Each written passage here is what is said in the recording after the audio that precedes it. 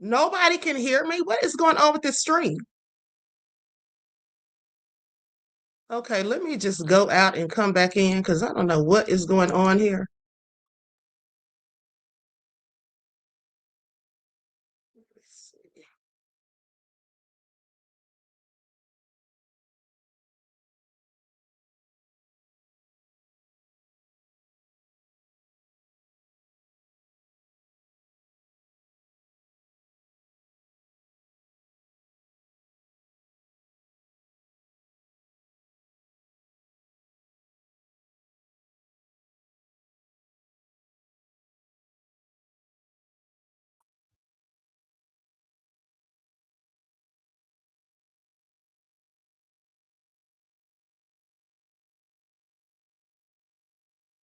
I don't know what's.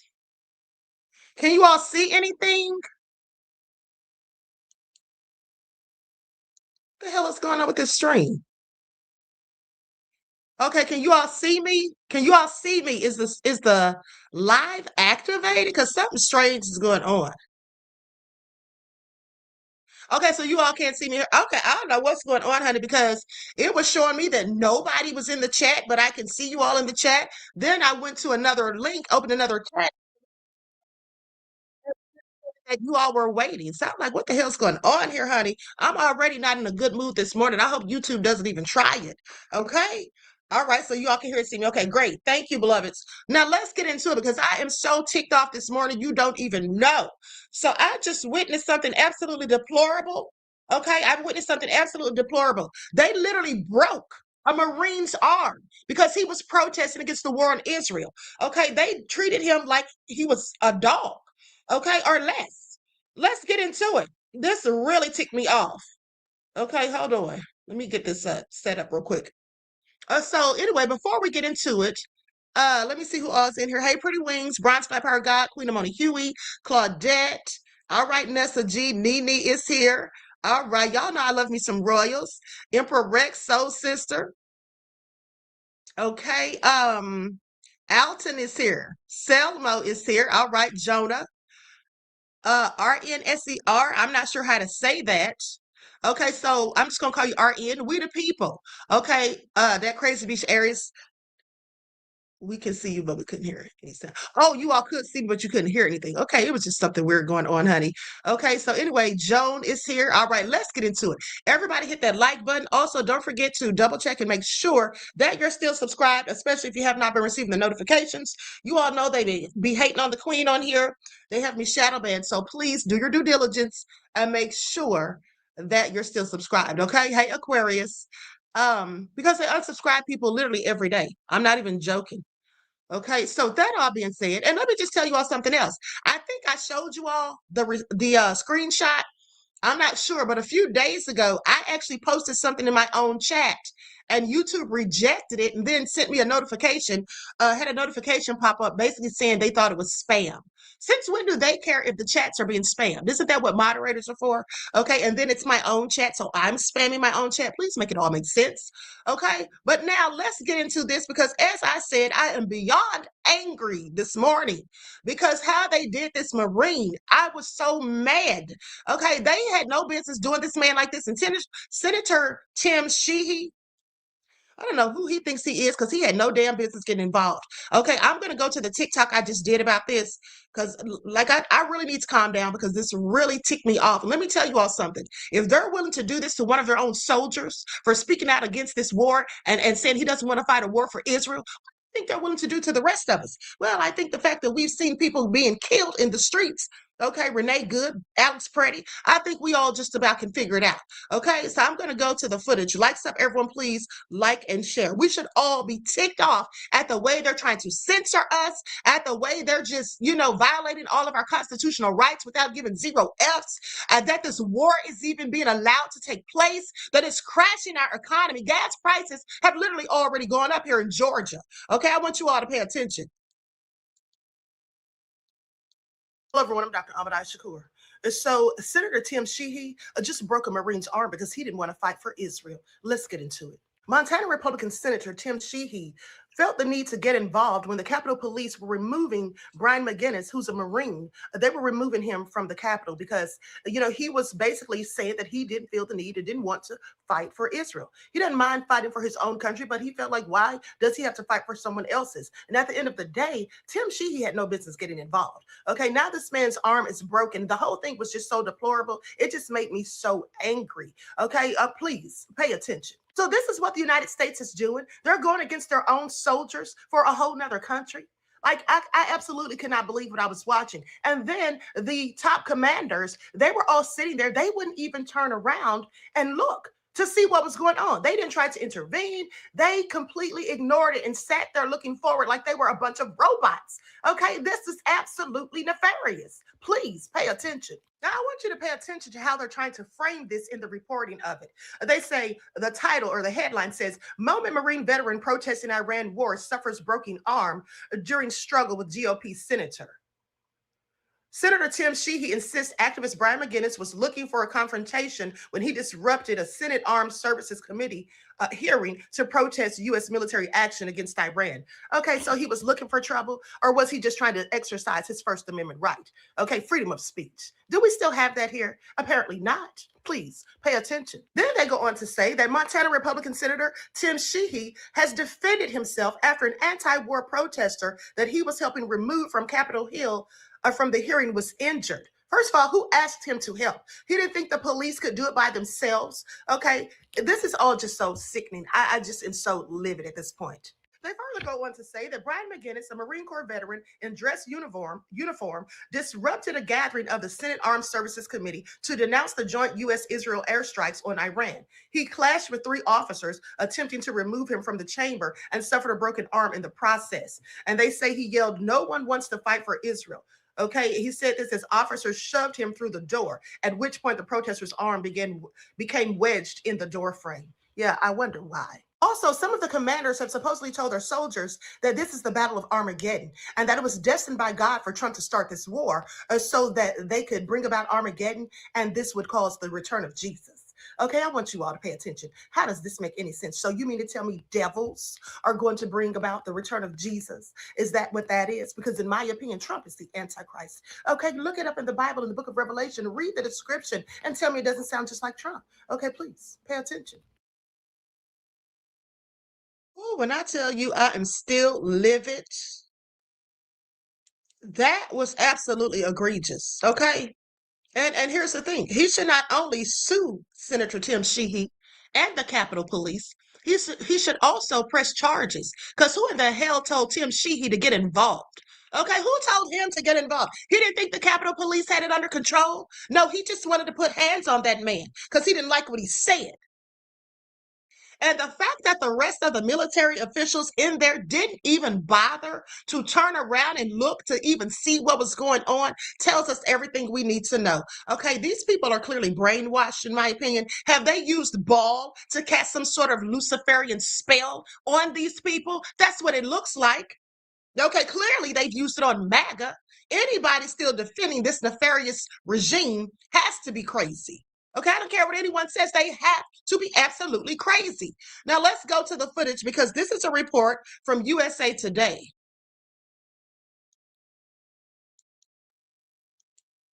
Lights up, everyone. Please don't forget to like and share. Thank you in advance. Israel is the reason for this war. America does not want to fight this war for Israel. Let's go. Come on, let's go. America does not want to send its sons and daughters to war for Israel. Your inability to name that shows you have left this as leaders. This is wrong. And nobody wants to fight for Israel.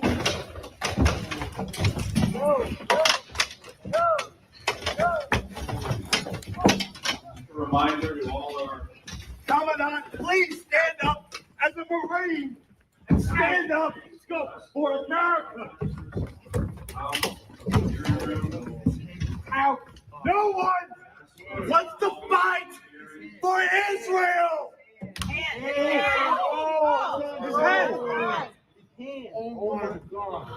Oh my God. Sir, thank you for your service. Please. The senator broke his hand. The senator broke his hand. Let me just address what DJ Big Six said, since he thinks this is so damn funny. LOL, he was resisting. Yeah, he was resisting, and as he should. Do we not have a right to resist unlawful detention? Okay, I'm sorry. Wasn't that at one point a constitutional requirement that you have a right to resist an unlawful arrest? Okay, I'm sorry. Make that make sense. So that's your excuse because he was resisting? Why were they taking him out of there anyway for simply expressing his freedom of speech? And even if they did so, they didn't have to put hands on him. I would have been resisting too, and so would you. Okay, so would you have been. They had their hands all in that man's face. Okay? You're talking about not the time for that. Well, when is it the time for it? People need to stand up and be speaking out. The cowards who are going to walk right back onto the plantation, you can go ahead. At the end of the day, we should all be resisting. Okay, we should all be saying something. People, don't forget March the 7th and what you're supposed to be doing. Okay, at the end of the day. You're talking about you will not shut the F up, but you're not talking about anything that's beneficial to this conversation. Okay, now with that all being said, let's continue. DJ Big Six, please just chill out. Because I am not in the mood this morning. Okay? I am not in the mood. He's a Marine. He really did. Nice M10K. Look at you guys. You're robots. You won't even look back. Look at you guys. You're like robots. Oh my God. What is happening? And you're not even looking back.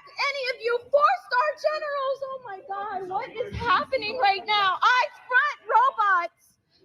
Shame. Shame. Oh my God, you guys. Everybody sit down, What did please. I just see? I'm getting out of here. That's fine. Everybody sit down, please. Oh my God, what is That's all. happening? Okay. No, it's not. Oh my God. Stuck. It's disgusting.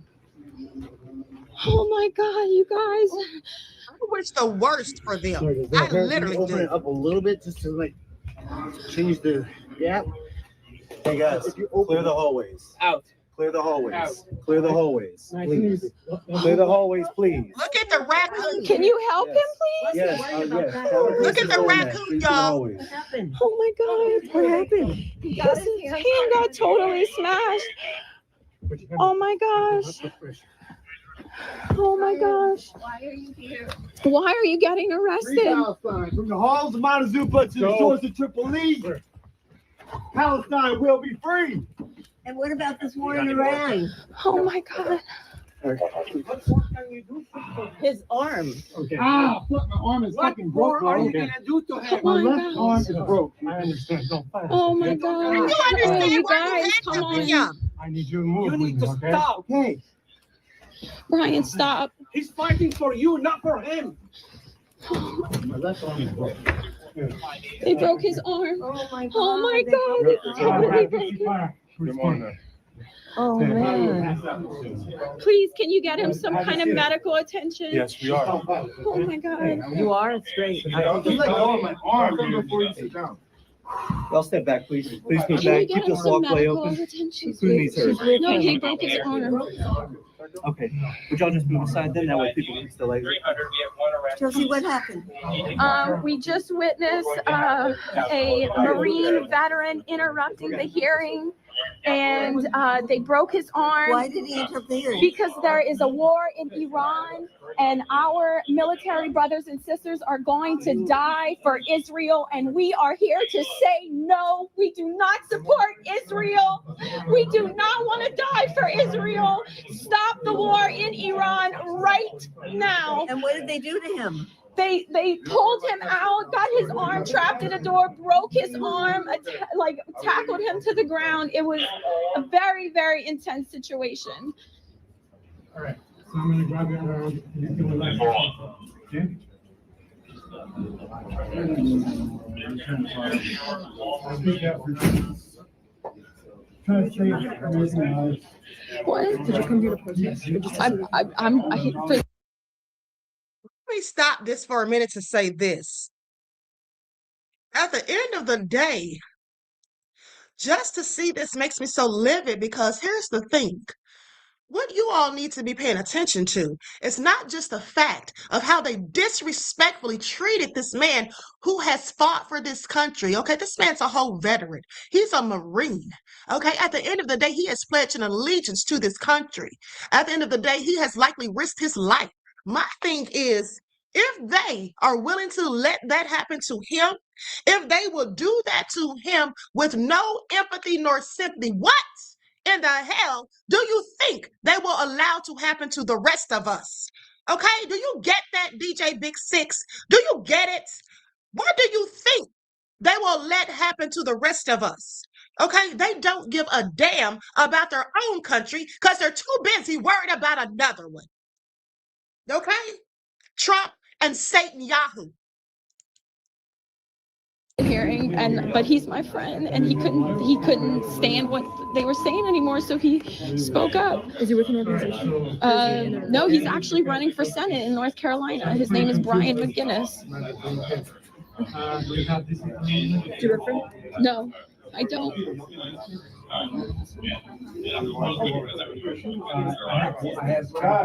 And they all just kept their eyes forward, those cowards. Please go behind the line right now.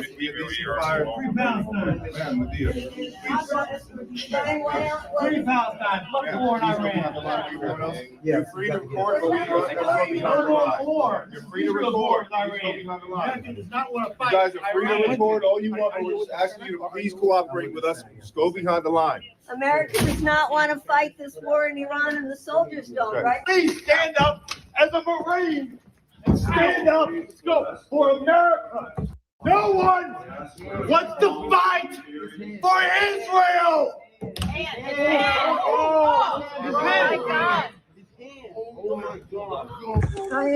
Why are you here? Why are you getting arrested? Free Palestine, from the halls of Montezuma to the shores of Tripoli. Palestine will be free. Oh my God, they broke his arm. Oh man. We just witnessed a Marine veteran interrupting the hearing, and they broke his arm. Why did he interfere? Because there is a war in Iran, and our military brothers and sisters are going to die for Israel, and we are here to say no. We do not support Israel. We do not want to die for Israel. Stop the war in Iran right now. And what did they do to him? They pulled him out, got his arm trapped in a door, broke his arm, That's that, Big Six. Please stop saying ignorant stuff, okay? I'm gonna put you in timeout just for being stupid, okay? I don't know if this was staged. Why would it be staged? What would be the point even to piss everybody off? We're already pissed off about the lack of them doing any investigation into the Epstein files, about no one being arrested for trafficking children, okay, for decades. Okay, the fact that we're in a war that we should have nothing to do with, and innocent people, citizens of this country, are going to die because of that. You sound ridiculous. Keep trying me and I'm going to block you. That's how mad I am. I'm not playing with you. tackled him to the ground. It was a very, very intense situation. America does not want to fight this war in Iran, and the soldiers don't, right, Brian? No, they don't. Go behind that. Don't want to send their sons and daughters to fight in Iran. We're fighting for Israel. One more, like, just so you don't trip off, please. Hey guys, I'm here in DC trying to speak out against the Senate and ask them why they're going to send our men and women to harm's way when our elected officials said that there would be no war. Anybody who feels disillusioned and betrayed by our government, you're not alone. Join us in demanding accountability for this betrayal. Free Palestine, free America. Let's go. Okay, God bless them. I hope his arm is able to work as it always has, because, you just never know. It could not ever be the same again. This is absolutely egregious. Okay? Absolutely egregious. That's right, just anticipate. There is nothing funny about this. It's nothing to laugh at this point. Nothing to laugh at. Okay, so let's continue. Let's continue. You know, and at the end of the day, why doesn't Trump send his sons over there to fight? Okay, why isn't Barron Trump signed up? Okay, please pay attention. He doesn't give a damn, and then he speaks about it so flippantly. Trump, that is. You know, people have died and there's more going to die. That's what happens in war. Yeah, it's easy for him to say. Okay, easy for him to say that so cavalierly when his sons are not there risking their lives, and they never would, and he has never risked his. Talking about bone spurs. Such a coward.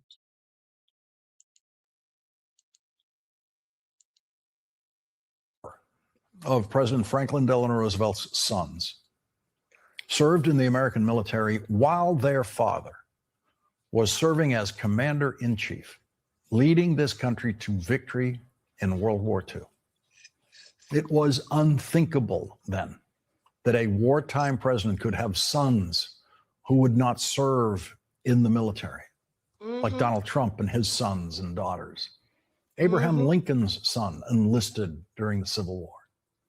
No one expected President Lyndon Johnson's daughters to serve in the Vietnam War in the 1960s before women were allowed full participation in military service. But President Johnson's son-in-law served in Vietnam. The Trump family's flawless record of avoiding military service would be unremarkable if Donald Trump never started a war.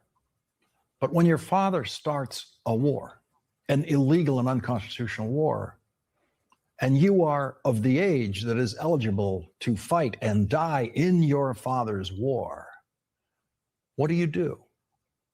There is no suspense tonight about what Barron Trump will do. He will do nothing. In 2 weeks, he will have his 20th birthday party. It will surely be a lavish affair. None of his friends will show up in military uniforms. No one who Barron Trump has ever been in a classroom with is likely to have joined the military. Donald Trump has been quoted by his former White House chief of staff saying that soldiers killed in combat are suckers and losers. What does that make a soldier who wasn't in combat and is killed?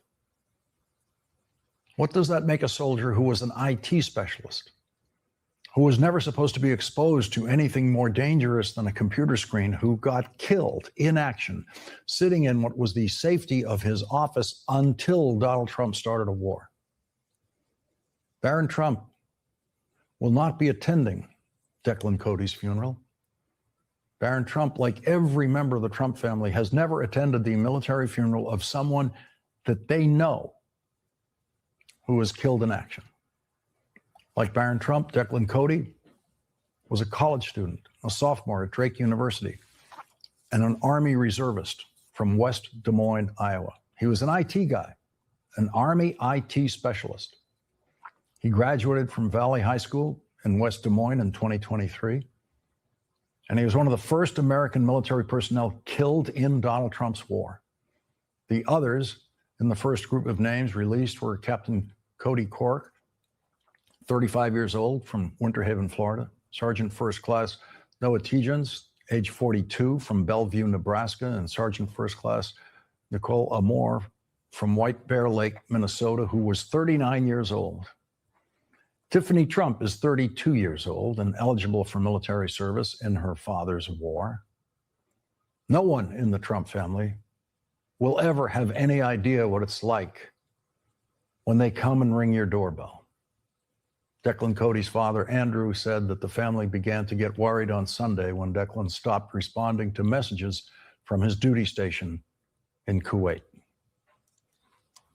I will say most of us started to wonder, and your gut starts to get a feeling. And then we go to bed fairly early, so we got ready Sunday night to go to bed, and we had just turned the lights off and went into the bedroom, and the doorbell rang at 8 p.m. Kira Cody is 2 years older than Declan and still thinks of him as my little brother. Imagine being able to build an app with your name on it just by thinking about it. Meet Base 44. I still don't fully think it's real. I didn't think it was real when they told us. Because I just remember all of our conversations about what he was going to do when he came back. I just really wish I got to tell him I love him one more time, because he was just so amazing, and he always in front of everybody just was like really strong. He never let his emotions really show. But I don't know. I can't help but think just he was my little brother, and he was probably really scared, even if he didn't want people to know. And so I just wish he could have known one more time that we all loved him, because he was so amazing and kind. And like my dad said, like he didn't like speak like that much, but like every little thing he did was just so, I know I'm just saying he was kind, but I don't know. He was just like the best little brother you could have.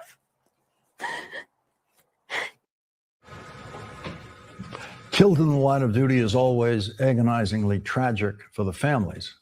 But when those doorbells were ringing in World War II, at least the families knew what the soldiers were fighting for when they died.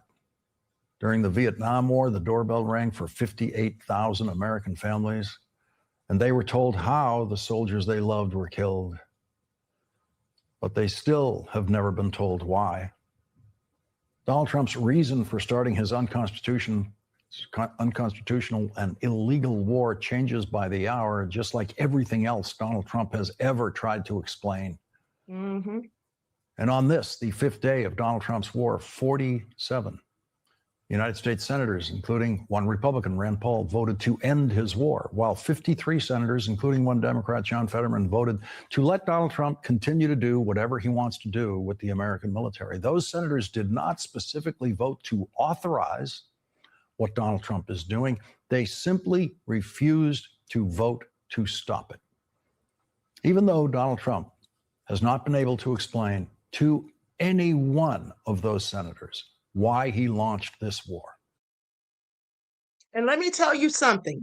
Let me tell you all something.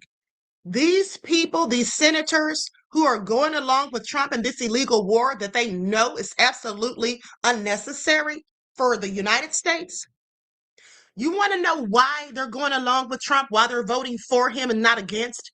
Because I believe, I can't substantiate this, but I think that every last one of them, there's something to do with the Epstein files, okay? Let's not forget that they said many politicians in the West are being blackmailed by you-know-who, Satan Yahoo, okay? And I absolutely believe it. The ones who are just going along with this, the ones who want to sit back and do nothing and watch it all go down, okay? They're likely involved with the Epstein files.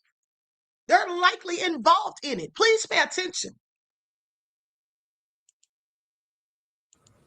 You couldn't ask for more exhibitions of the vacancy and confusion of Donald Trump's mind during this war of his choosing, the mind that launched this war.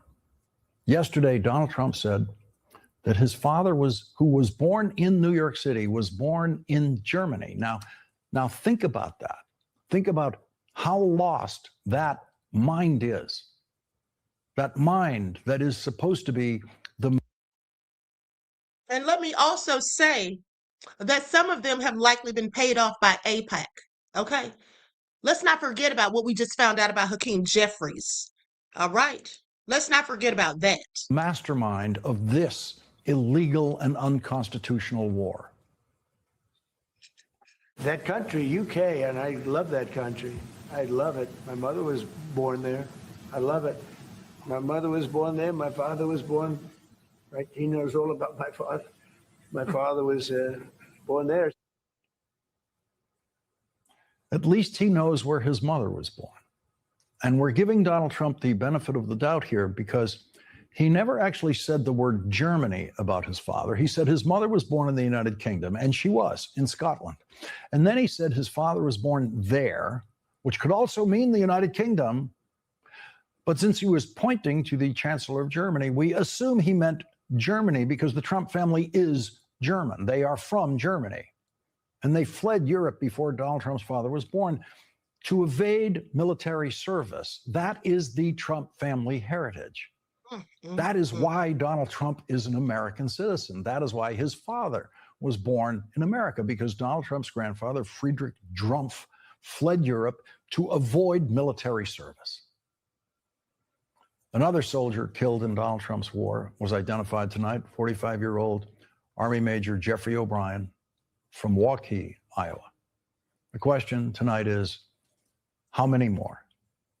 How many more Iranian civilians, non-combatants, will be killed? How many more Iranian protesters against the regime will be killed? How many more of those brave women in Iran who stood up to the dictatorship devoted to crushing them will now be crushed and killed by Donald Trump's war? How many more American soldiers will be killed in Donald Trump's war? How many more doorbells will ring? And why?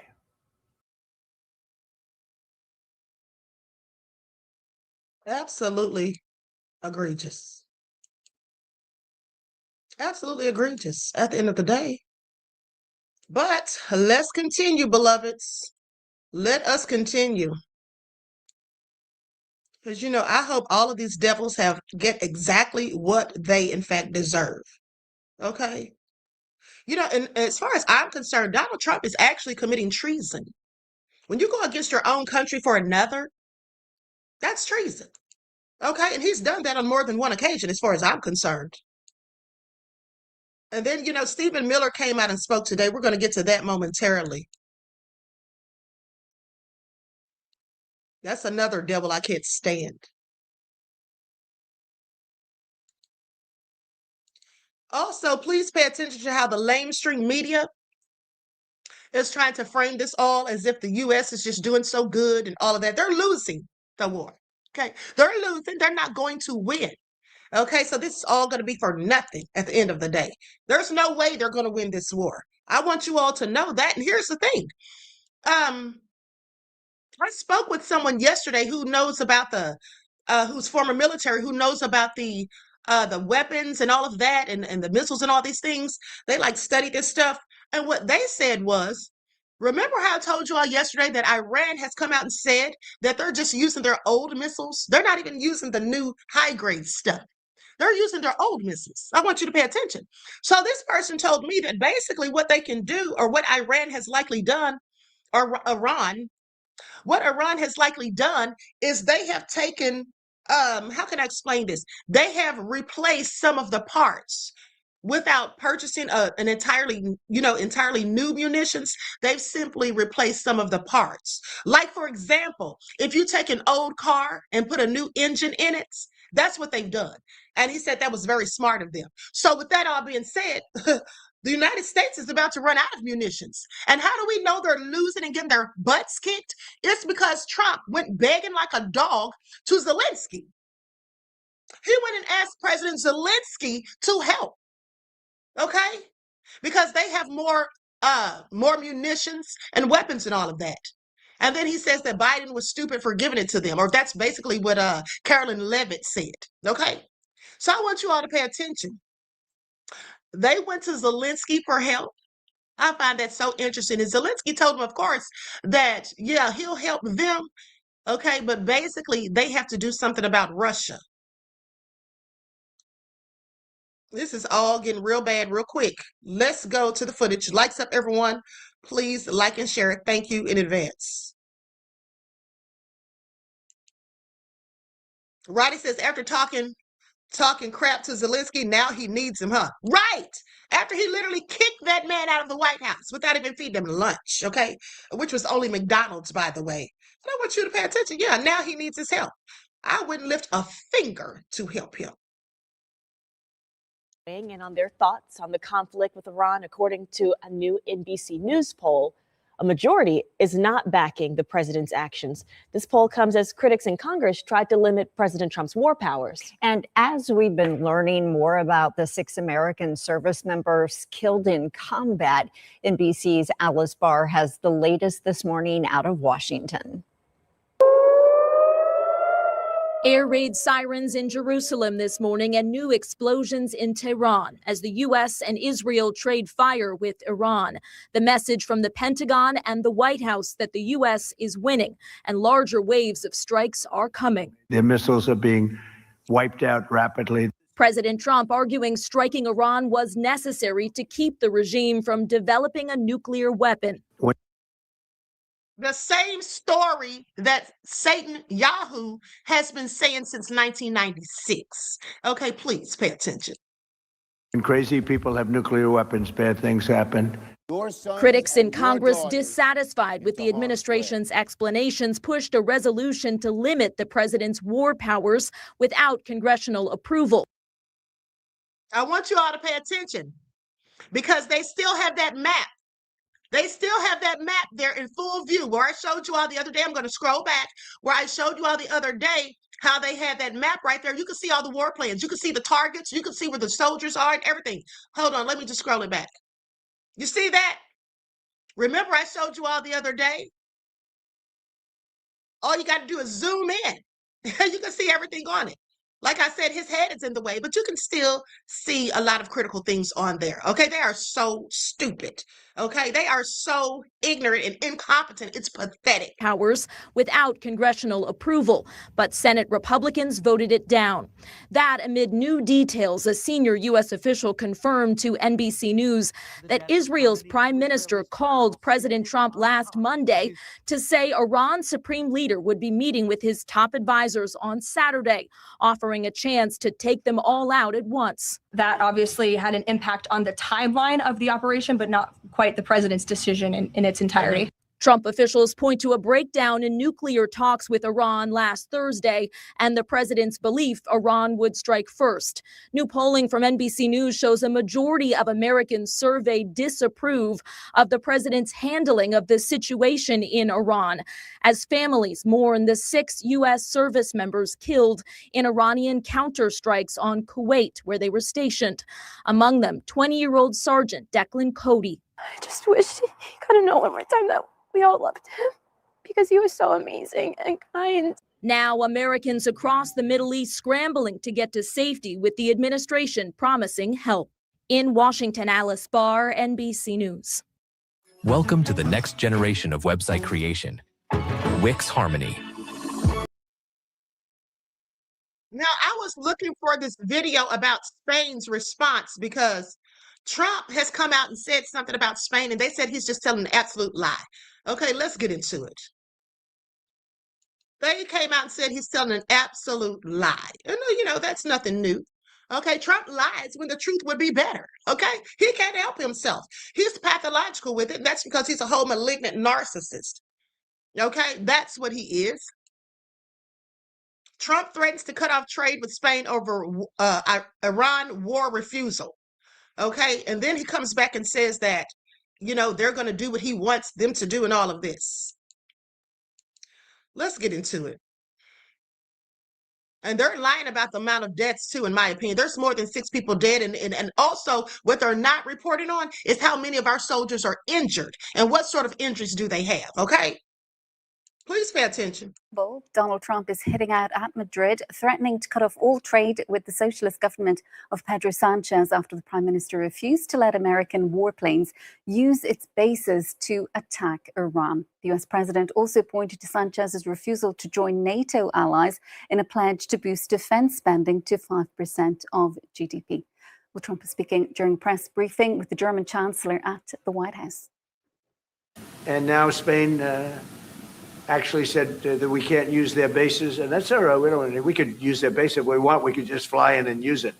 Nobody's going to tell us not to use it, but we don't have to. But they were unfriendly, and so I told him we don't want to. Spain has absolutely nothing that we need other than great people. They have great people, but they don't have great leadership.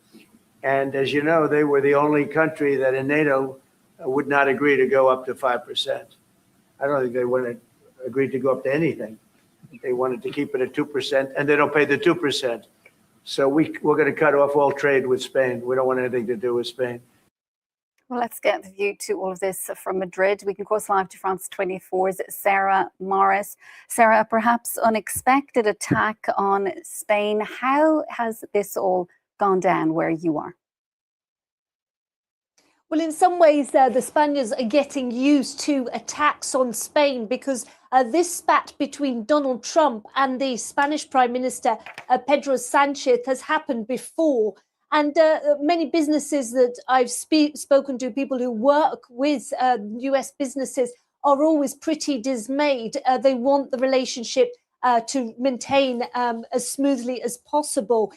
Spain is perhaps less exposed to Trump's actions or tariff hikes than perhaps a partner like Germany would be. But nevertheless, there are sectors like the olive oil business that do export significant amounts to the US, and they would not like to see some kind of retaliation. And let me tell you what a government official is saying. They are saying basically that they have a historical and mutually beneficial trade relationship with the States, and that they expect that if it wants to change that, it should do it while respecting the independence of private companies and international legality. It also says that it could take some kind of mitigating action if necessary. In the past, Spain has tried to get the EU to look at the possibility of some kind of bailout if there was any kind of pain for the EU from Trump's actions in the past in relation to tariffs, in this case, in relation to any other kind of action he could take against Spain. But the opposition party of the Conservatives are already attacking the Prime Minister, the Socialist Prime Minister, and the left-wing government, as saying that it is some of their actions that have got Trump to signal out Spain. And we've got Alberto Núñez Feijóo tweeting out to Pedro Sanchez, if Iran thanks you and the United States considers you a terrible ally, the failure is yours. And many people think that Pedro Sanchez has been too outspoken in relation to Donald Trump and to the Israeli government's actions in Gaza. And they think that that has been unnecessary, and that Spain should have coordinated its actions more closely with EU allies like France, the UK, and Germany. And Sarah, what actual power, though, does Trump have to end trade with Spain, given that it is an EU member state and the US Supreme Court has struck down his previous efforts to impose arbitrary tariffs? That's a good question, because any kind of tariffs are always related to the EU as a trading bloc and not to individually Spain.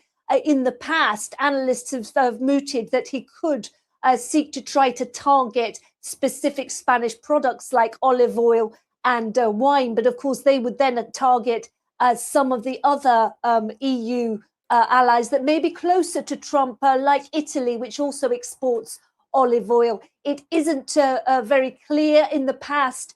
That specific threat against Spain hasn't materialized, but this spat with Donald Trump and Pedro Sanchez, a common ongoing thing, and we're expecting the government to make more of a statement in the coming hours.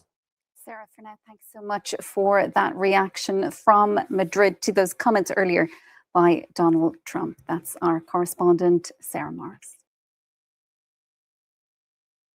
All right, Trump's the devil himself. I think we can pretty much all agree. Okay, absolutely nefarious as far as I'm concerned. Now let's go to this next clip. Likes up, everyone, please. Like and share. Thank you in advance.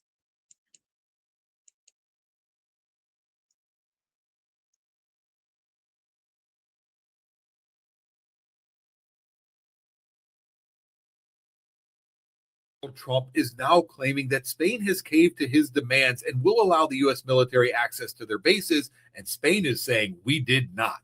Now, as you know, Donald Trump has been flipping out lately because Spain will not allow the U.S. military to use their bases to attack Iran. Well, today at the White House press briefing, Carolyn Leavitt said Spain heard Donald Trump was angry. They trembled in fear, bowed to his demands, and now are going to allow access. Well, it did not take Spain long to respond at all, as they said, quote, "The spokeswoman may speak for the White House, but I am the foreign minister of Spain.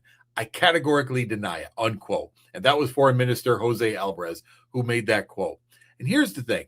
The White House and Donald Trump are already struggling with the PR aspect of this war. Why make something up?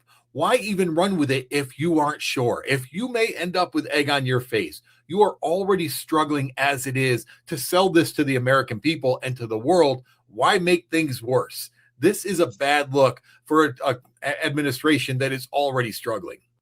Donald Trump is now claiming that Spain has caved to his.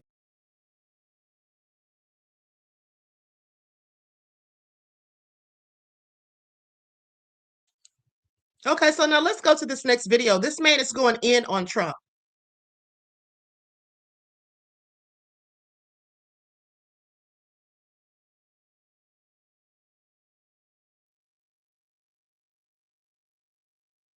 I have a personal message for Donald John Trump.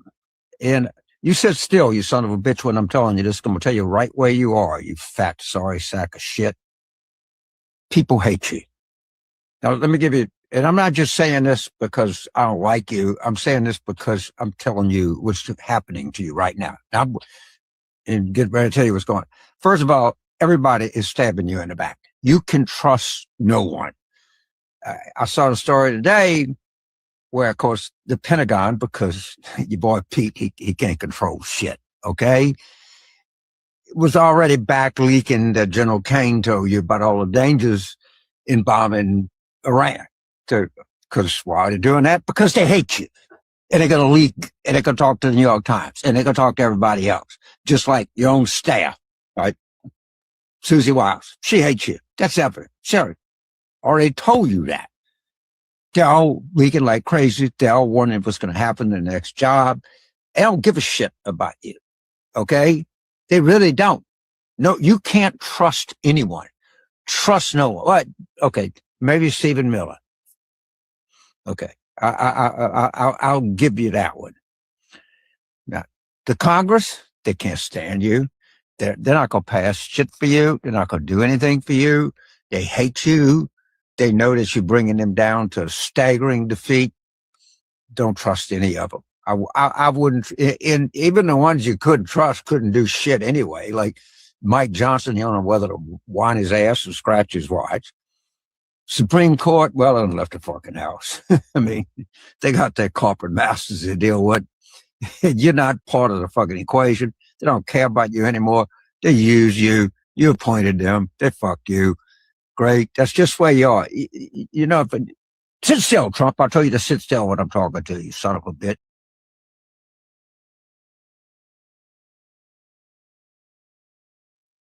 Okay. At the end of the day, I love exactly the way he was talking to Trump because that's how Trump speaks to everybody else. Now let's go to Carolyn Lovett's lying self. She's nothing more than Trump's propagandist. Okay, and she's been called out on her BS. The Spanish government has slapped back at Carolyn Levitt after she claimed that it had caved to Donald Trump's demands to use the European allies' military bases to attack Iran. Yeah, right. Now, the White House press secretary claimed on Wednesday that Spain had changed its position on the conflict after Trump threatened to trade embargo. Okay, let's go to the lies, shall we? You know, it's amazing because not only is Trump a liar, his entire administration's liars, and they mimic every talking point that he spews. Complete bumbling idiots. Okay? Bumbling idiots. I hope they all land in prison. Follow up just on how people might be experiencing this at home. With respect to the economy and the cost of oil spiking, is there a need to start those Navy escorts in the Strait of Hormuz now to sort of blunt the impact to people? And also, because Spain is a member of the EU, does that at all put a wrinkle in the president's plan for a trade embargo with them? With respect to Spain, I think they heard the president's message yesterday loud and clear. And it's my understanding over the past several hours, they've agreed to cooperate with the U.S. military. And so I know that the U.S. military is coordinating with their counterparts in Spain. But the president expects all of our European allies, of course, to cooperate in this long sought after mission, not just for the United States, but also for Europe to crush the rogue Iranian.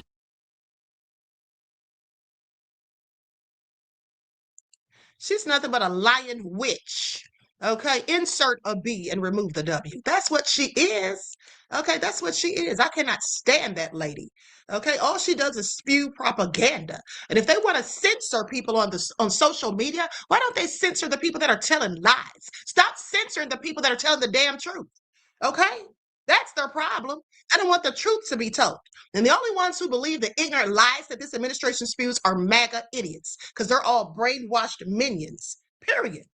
Now, with that all being said, and another thing, Spain said they're not going to be playing Russian roulette with attacks on Iran.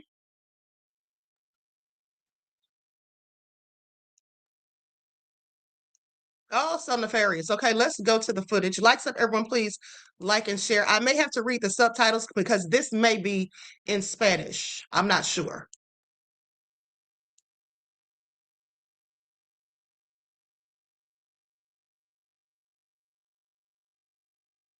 Debemos aprender de la historia y no podemos jugar a la ruleta We must learn from history. We cannot play Russian roulette rusa con el destino de with the fate of millions of people.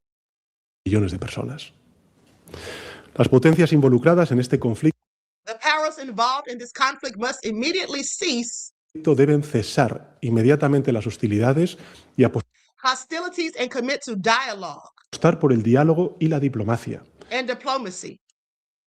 Y los demás debemos actuar con coherencia, And the rest of us must act consistently, defendiendo ahora los mismos valores que defending the same defendemos cuando hablamos values de Ucrania, that we defend de Gaza, de Venezuela when we talk about Ukraine, Gaza, Venezuela, o de Groenlandia.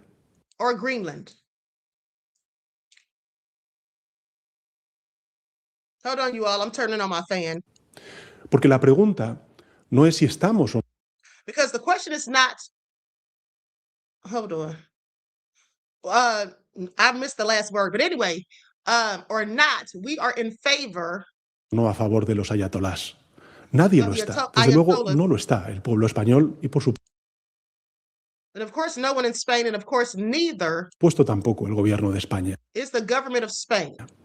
La pregunta, en cambio, es si The question, on the other hand, is estamos o no del whether or lado not de la we are on legalidad the internacional side of international legality y, por tanto, de la paz. and therefore of peace. Okay, at least he has sense. Okay, please pay attention. He has more sense than Trump, clearly, because he's saying they can't play Russian roulette with millions of people's lives. And that's exactly what Trump is doing with the U.S. soldiers. Okay, please make it all make sense.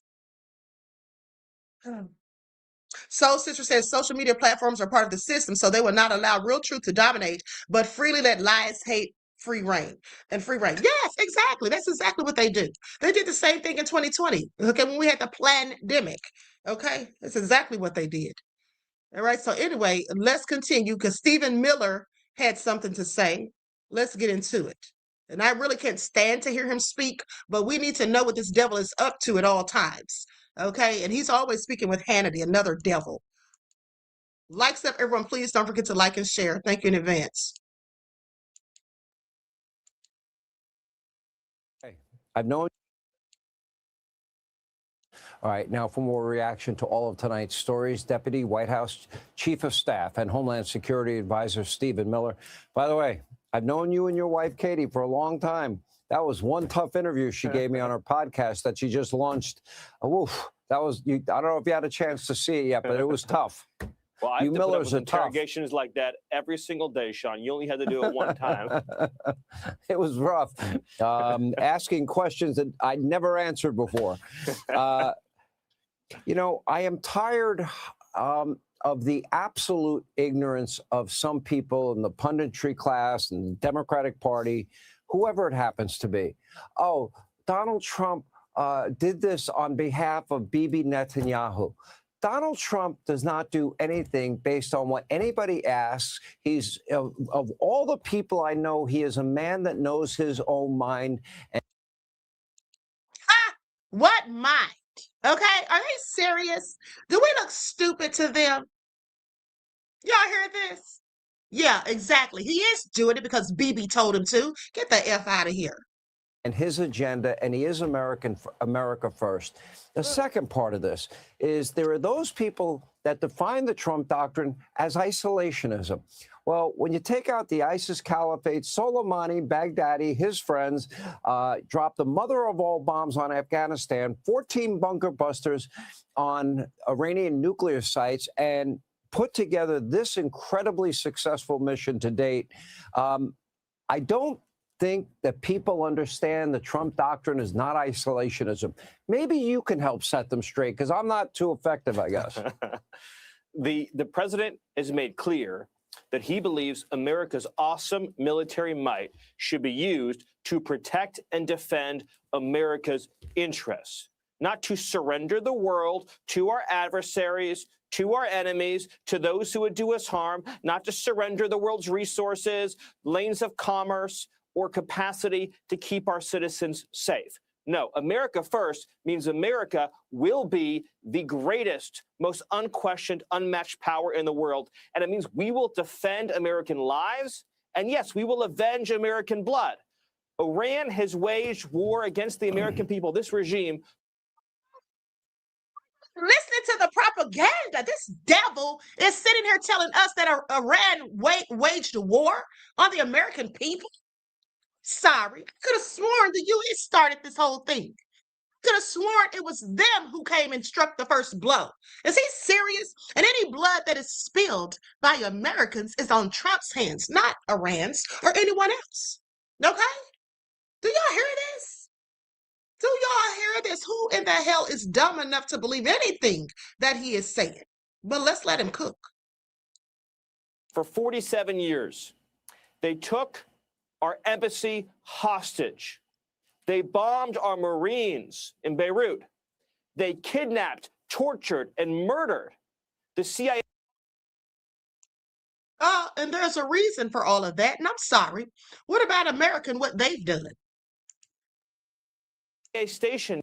You know what's interesting? Hold on, let me just say this. You know what's interesting that he's sitting here talking about them, but at the end of the day, he wants to go in on Iran. But the bottom line is America has done those same things to their own citizens. Bombed their own citizens. Remember Black Wall Street? Remember Operation Move in Philadelphia in 1985? That wasn't that long ago. That wasn't that long ago. I want you all to pay attention. So who's he talking about? They have sprayed, gassed their own citizens with poisons, conducting military experiments, giving them diseases that they died from, and only did people find out the truth 30 years later. What about the Tuskegee experiment? Okay, what about people developing serraceous mercensis? What about all the times they sterilized people that they thought weren't worthy of delivering children and bringing children into this world? Black people, the mentally challenged. This is what they did, and it was legal in this country for 30 years. Did y'all know that? Did y'all know that? And also, by the way, I want to tell you that I just read yesterday that there's a doctor who has been caught sterilizing Black women. So they're still doing it. It's all I'm saying. It just is unbeknownst to you. They're not going to tell you what they're doing to you when you go to doctor's offices and go to the hospital, sometimes Black women, but they are sterilizing you. Okay, I want you to pay attention. But let's continue. This devil has the audacity to speak ill of any country. Okay? Make it all make sense. It reminds me of the time when Dan Rather, I believe that's who it was talking to the Honorable Minister Louis Farrakhan and tried to proclaim that Nigeria is the most corrupt nation in the world. Nigeria could never have anything on the amount of depravity, heinous actions, and egregiousness and straight nefariousness that America itself has engaged in. They never could. Okay? I don't think any country could. Please pay attention. Chief. They have maimed and wounded and attacked thousands of American troops. All of that American blood spilled by this regime. And President Trump for years has said, we will not allow a regime that sheds the blood of our citizens, that menaces our people, that spreads terrorism around the world, that trains proxy armies. We will not allow that regime to have missiles that can reach our troops, that can reach our bases, that someday in the future could reach the American. He just needs to shut up. Nubia says Nigeria has a dark past as well, Queen, but these people like him have no reason to speak about it, but it does not need to be brought to the surface. At the end of the day, Nigeria, like I said, has nothing on them. A lot of countries have nefariousness that they've done in the past or might be doing right now, but I don't care what any country's doing. They're not worse than America, and nobody ever could be, and that's just the facts. American mainland, and certainly will not allow that regime to have nuclear weapons. But what you're seeing right now, Sean, is a military under President Trump's leadership that's not fighting politically correct, that isn't fighting with its hands tied behind its back. One of the reasons I fear, Sean, that some people in this country lost faith in the military and the capacity to use that military to defend us is because we had a woke Pentagon, because we had a military who at the very highest levels, not the warfighters, was forced to fight a less than full fight. Hey, Timothy, did he say thousands of American troops killed? You know, like I said, I know darn well it's likely more than 6, as they're trying to make us believe. And they want to tell us that they're winning the war. You can't believe anything these devils say. We just sat there and watched Carolyn Levitt lie to our faces. Okay, and Trump lies to our faces every day. He never speaks the truth, ever, about anything. Like I said, he will lie when the truth would serve him better. It's ridiculous. What you're seeing now, Sean, is a military that is unleashed in all of its lethal prowess to go out and seek, destroy, and kill the enemy, which is what militaries are for. Shock and awe on steroids and human growth hormone. And if I hear one more time, I don't know why Donald Trump did this. Listen to your president. The president said, we're doing it for the future. Okay, God, I cannot. I can't hear any more of this. I hate Sean Hannity. I hate Stephen Miller. I just hate these devils, period. I hate everybody that's on Fox News. I just cannot. Okay, let's continue. Absolutely egregious. Now listen to this.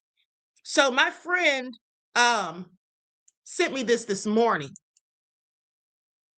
Game theory number 9, why regime change in Iran will never happen. Let's get into it. And this is Professor Jiang Simplified. That's the channel. Okay, so I'm going to put up an overlay because I don't have permission to use this man's video. And shout out to my friend Derek Mohammed for sending me this.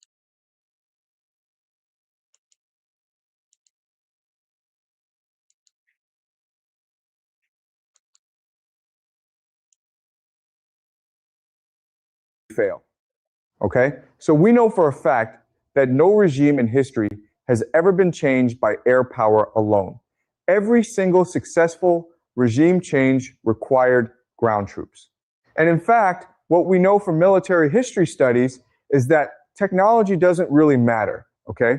So what's the difference? There's a video from just yesterday, and the United States and Israel fire 11 interceptors at this one missile. So you're spending $11 million to $33 million to try to stop a $100,000 missile, and you fail. But if Okay, Ray, thank you for correcting me, beloved. I wasn't sure if it was Dan Rather, but it was Mike Wallace who was actually talking to the minister. Thank you, beloved. Okay, for that correction. Now, Songwriter Sonny says, yup, for almost 5 years, I've been secretly dealing with this racist medical system, low-key trying to get away with letting me die, gaslighting me, delaying and denying the appropriate care. I am so sorry you've had to deal with that, beloved. Okay, at the end of the day, I hope you heal and get better. But, you know, this is nothing surprising. This is what they have historically done to people who look like us. And it's really a shame. Okay, nice M10K says Fox News is U.S.'s state television, allegedly. Yeah, absolutely. Okay, absolutely. A propagandist machine. That's who they are, in my opinion. And thank you, beloved, for your insight to the topic and your contribution to the channel. I appreciate you. Peace, love, and blessings. the United States tries to intercept 1,000 missiles, that costs them $11 billion to $33 billion. And most of the interceptors will miss anyway. The second major difference is strategic depth miscalculation. So the United States looks at Iran and thinks we have sanctions on them for 40 years. They're struggling economically. This will be easy. Iran has been preparing for war with the United States for 20 years. Sorry, didn't I tell y'all that days ago? Didn't I tell y'all exactly that days ago that Iran has had 20 years to prepare for this? Did I not tell you all that? I want y'all to pay attention. Okay, at the end of the day, this is exactly why they're going to lose. Okay, they are going to lose, and they're going to lose miserably. And it's so sad for the amount of our soldiers that are going to die just for nothing. Okay, because there's not going to be a regime change, and they're going to lose the battle. Please pay attention. Please pay attention, okay? I absolutely told you all this. It's all so egregious. But let's continue. since George Bush called them part of the axis of evil. They knew this war was coming. And in their religion, in their eschatology, this is the war against the great Satan. This is the most important war in their worldview. And they even had a practice run. In June 2024, there was a 12-day conflict. Didn't I also tell you all that? This man is saying everything that I said. Didn't I tell you all that? I said last June when they had that 12-day conflict, that pretty much gave them the wherewithal to be able to see exactly how Israel and the U.S. would strike. Okay, they were paying attention. Okay, they were paying attention. Please pay attention, honey. At the end of the day, he said everything I already told you all. The Iranians were able to examine and analyze the strike capacities of both the Israelis and the Americans. They watched how the United States responded. They watched what weapons were used. So when the United States strikes Iran, Iran isn't surprised. Iran expected this. Iran is not primarily targeting American military bases. I mean, they are, but that's not the main strategy. The main strategy is to target the critical infrastructure of the Gulf Cooperation Council countries. Didn't I also tell you all that? Okay, this is amazing. This is just confirmation. I told you they would target those countries, the Gulf Cooperation Council countries, because they supply crude oil, they supply petrochemicals, and all these other things, aluminum fertilizers, many various products to the United States. Okay? That's why our economy is going to be crippled. Please pay attention. Because these countries are the linchpin of the American economy. The GCC countries sell oil, they get paid in dollars, then they recycle those petrodollars back into the American economy. They invest in the US stock market, they invest in US real estate, and right now, the entire American economy is being propped up by one thing: AI investments. And a lot of that money is coming from the Gulf states. UAE is building massive data centers. Another thing I told you all, they're getting AI and technology from there. And also, I told you all that recently the Amazon data center over there was bombed. I think that is gone. And so now they're going to have a different conversation, because they were thinking about going over there and having this whole hub where they get free energy and all of that. Okay, please pay attention. So if Iran can destroy the GCC countries, the petrodollar system collapses, because the American economy is basically a financial Ponzi scheme propped up by cheap money flowing from the Gulf. So how does Iran destroy the GCC countries? Two ways, actually. First, cut off their water. 60% of the GCC's water supply comes from desalination plants. These are factories that turn seawater into drinking water. Okay, I'm going to quit interrupting, but this man is saying exactly what I told you all days ago. Hold on. Let me see something here. Hold on, beloveds. Game theory. That's what this broadcast is called. Okay, game theory. Now, with that all being said, I want you all to pay attention, because here's the thing. If they attack the water supply, it's just a wrap.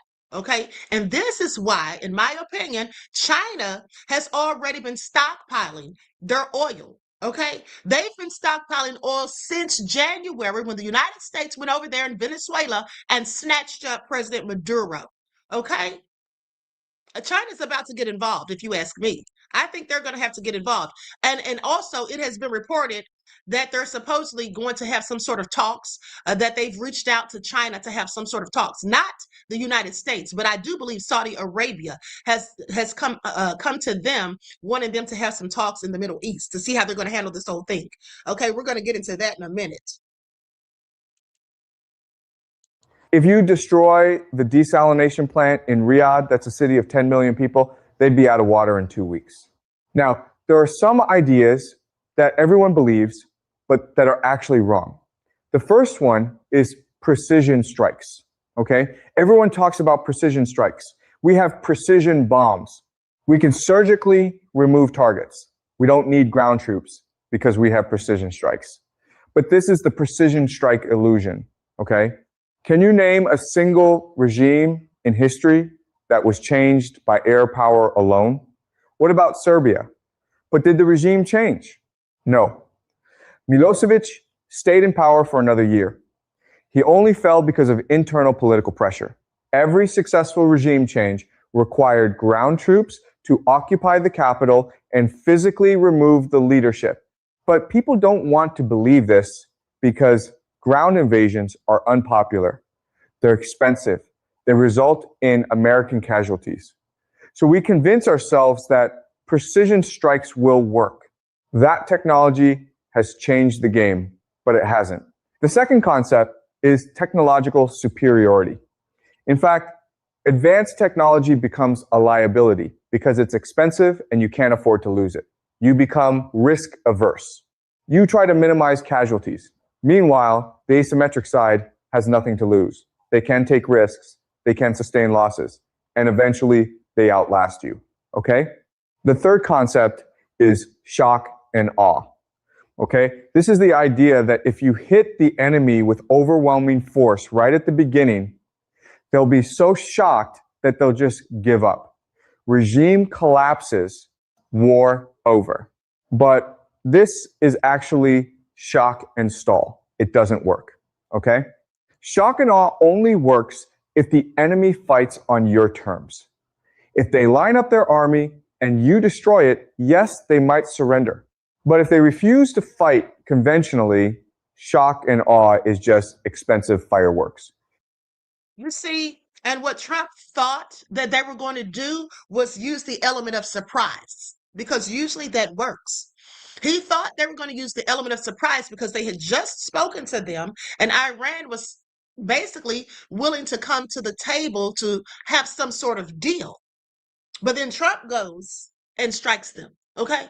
So with that all being said, he likely thought, oh, this is going to be surprise. They won't even see it coming. But the fact of the matter is they saw it coming because they don't trust the United States. They darn sure don't trust Trump. And at the end of the day, they've been waiting and preparing for 20 years at least, like I told you all, okay?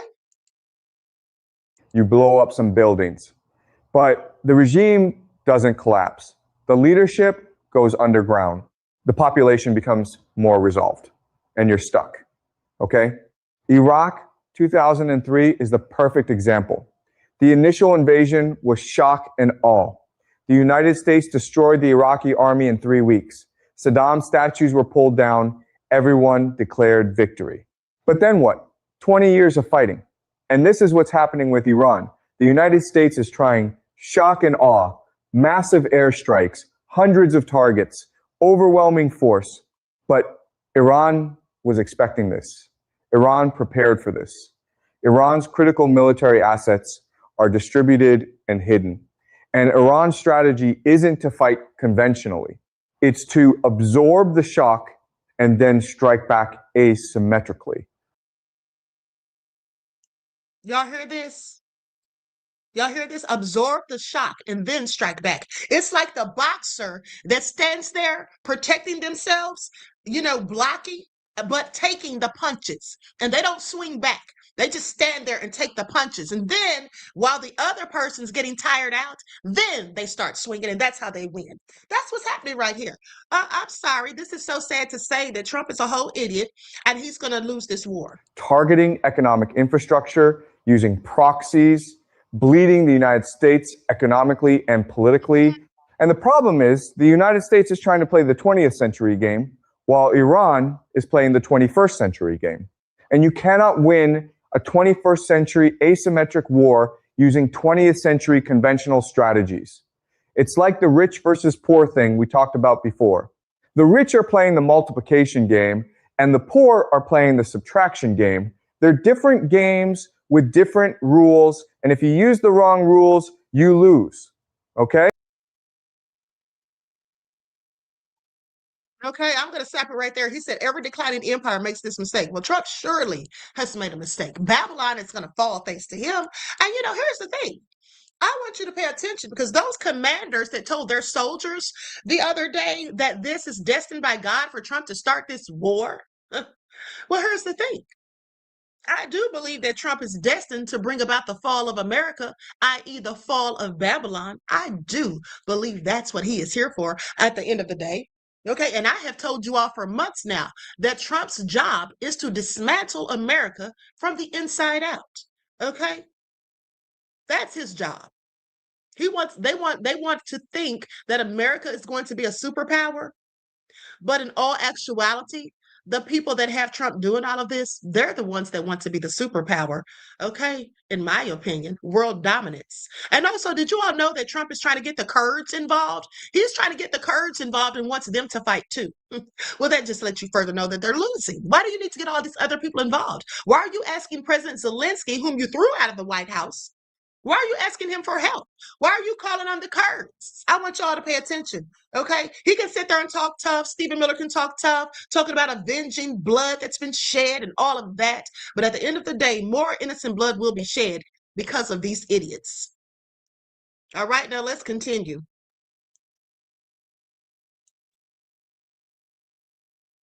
This is all so egregious. Now, this is a report from the Times of India. They say Israel-U.S. trap. Top Saudi voice drops bombshell on Gulf states and bails out Iran on energy attacks. Let's get into it.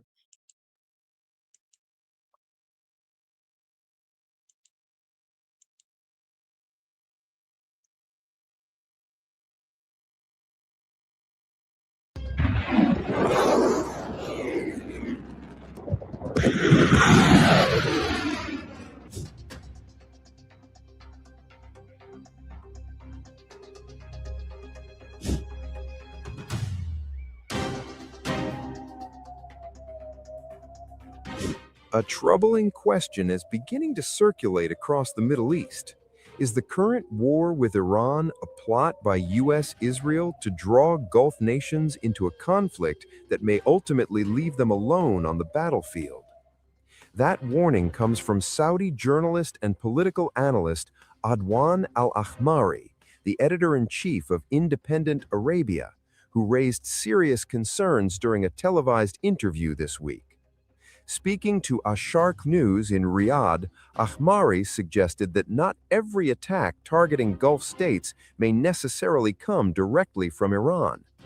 Instead, he said, a growing hypothesis circulating among regional observers suggests the war itself may be designed to pull Gulf countries deeper into the confrontation. According to Ahmari, some analysts believe the conflict could be an American-Israeli strategy to implicate Gulf allies in the fight. The fear, he suggested, is that regional states could become frontline participants while Washington later declares victory and steps away. Ahmari described a scenario in which the United States might announce within weeks that its objectives had been achieved. If that happened, Gulf states could find themselves facing an open confrontation with Iran without the full backing of Washington. Such fears reflect what Ahmari described as a growing erosion of trust between the United States and members of the Gulf Cooperation Council. The concerns come amid a swirl of unverified claims and conspiracy theories circulating online and in regional media. Among them are allegations that intelligence agents linked to Israel may have attempted operations designed to provoke wider escalation. Ahmari referenced claims promoted by political commentator Tucker Carlson, suggesting that Saudi Arabia and Qatar had arrested alleged Mossad agents planning attacks. Those claims remain unverified, but the mere circulation of such allegations highlights the level of anxiety now spreading through the region. Ahmari also argued that even dramatic military actions against Iran may not fundamentally alter the balance of power. He pointed specifically to the Islamic Revolutionary Corps, widely known as the IRGC. The IRGC is not simply another military formation. It is an elite ideological force created to defend Iran's ruling system and maintain the country's revolutionary political order. Unlike Iran's conventional armed forces, the Guard Corps operates as both a military and political institution. Ahmari warned that removing individual leaders or damaging parts of Iran's military infrastructure would not necessarily dismantle that structure. In his view, the IRGC would eventually rebuild its capabilities and emerge stronger. He argued that even eliminating Iran's supreme leader would have limited impact if the Guard Corps remained intact. Similarly, he said, destroying parts of Iran's nuclear program would not permanently weaken the system that supports it. According to Ahmari, the real question facing Washington's allies is far more fundamental.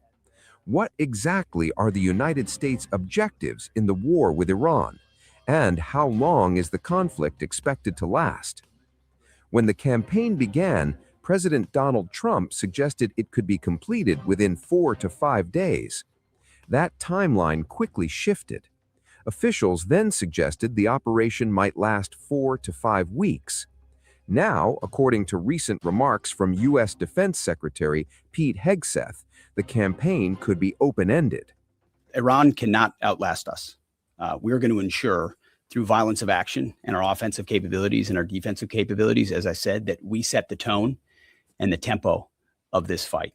That's why stories and speculation about different things that try to make it look like we're limited in what we can do. The only limits we have in this is President Trump's desire to achieve specific effects on behalf of the American people. And that's why we don't talk about, you can say 4 weeks, but it could be 6, it could be 8, it could be 3. Ultimately, we set the pace and the tempo. The enemy is off balance, and we're going to keep them off balance. And we know their ability to shoot versus our ability to defend. That difference gets wider and wider every day. Our defense gets better. Their offense capabilities diminish. As we are going into ammunitions that we, as we said, have tens of thousands of and can drop unlimited supplies on. Just stop lying. Okay, because that's all he's doing at this point. Stop the cap. Okay, please. At the end of the day. Now let's go to some of these posts. I was just sending these posts to my email, these screenshots of what's being said on social media. Okay, likes up, everyone, please. Don't forget to like and share it. Thank you in advance. Sitting there talking tough, is trying to paint a whole narrative, but at the end of the day, they're not going to win this war, and they're not winning this war, period. Okay, here we go, beloveds. Hold on, let me enlarge this. Measurement said he's drunk. Okay, allegedly he has an alcohol problem. Okay. Now, with that all being said, speaking of Measurement, Measurement says, Queen, look up the clean break from 1996. This is in there as well as how to respond to September 11th and was written 2 months before it happened. Well, we'll get into that, okay? Now, with that all being said, because I have shared that on my X account. So thank you for insight into the topic, beloved, and your contribution to the channel. I appreciate you. Peace, love, and blessings. Now, in a notable development, Chinese Foreign Minister Wang Yi held a phone conversation with Saudi Foreign Minister Faisal bin Farhan Al Saud and committed to send Chinese envoys to the Middle East in an attempt to mediate some sort of peace process between nations that are involved in the conflict with Iran. Okay, so I told you the Saudis have called on China to come in and try to, get some sort of order.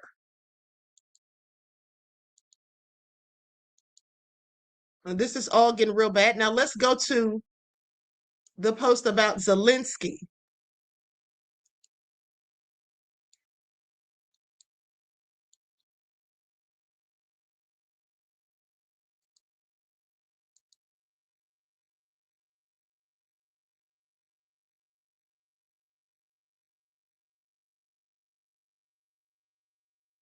Now, here's what it says.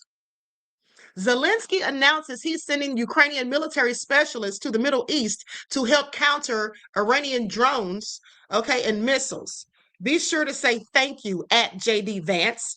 I have asked Ukraine's Minister of Foreign Affairs, together with intelligence agencies, the Minister of Defense, our military command, and the NSDC Secretary, to present options for assisting the relevant countries and to provide aid in any way that does not weaken our own defense here in Ukraine.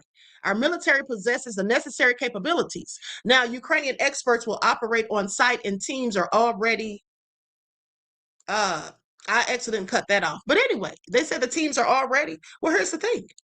Again, why do we need help from Ukraine? You don't need any help when you're winning, do you? Well, of course you don't. Okay, of course you don't. Now let's go to the next one.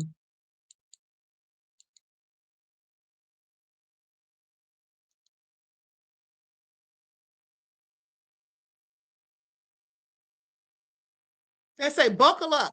China's government has told China's largest oil refiners to suspend exports of diesel and gasoline. According to Bloomberg, oil and natural gas prices will continue to soar until the Persian Gulf conflict is over, as will U.S. dollar, as all oil contracts are in USD.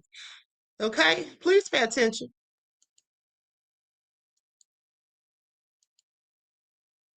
And by the way, they say China's government has told the country. Oh, okay, that's the same thing. Yeah, and so this is all reported by Bloomberg. Now, here's what they're saying about Qatar.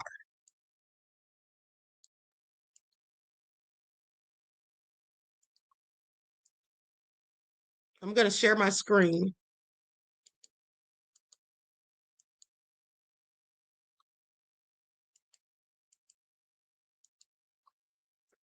So Qatar has suspended LNG production. Aluminum smelters in Bahrain and Qatar have declared force majeure. Hold on. Let me look this word up real quick.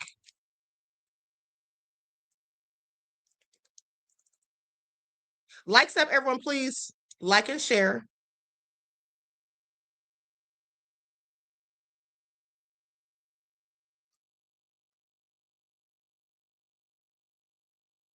Majeure. Okay, which is a French word.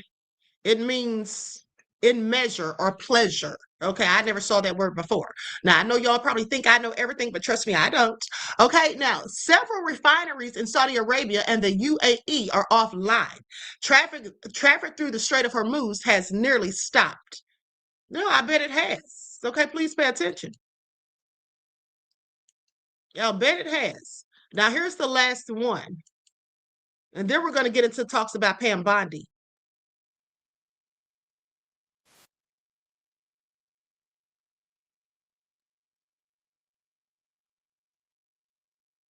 Okay, so that was the last post. We're going to go to this report.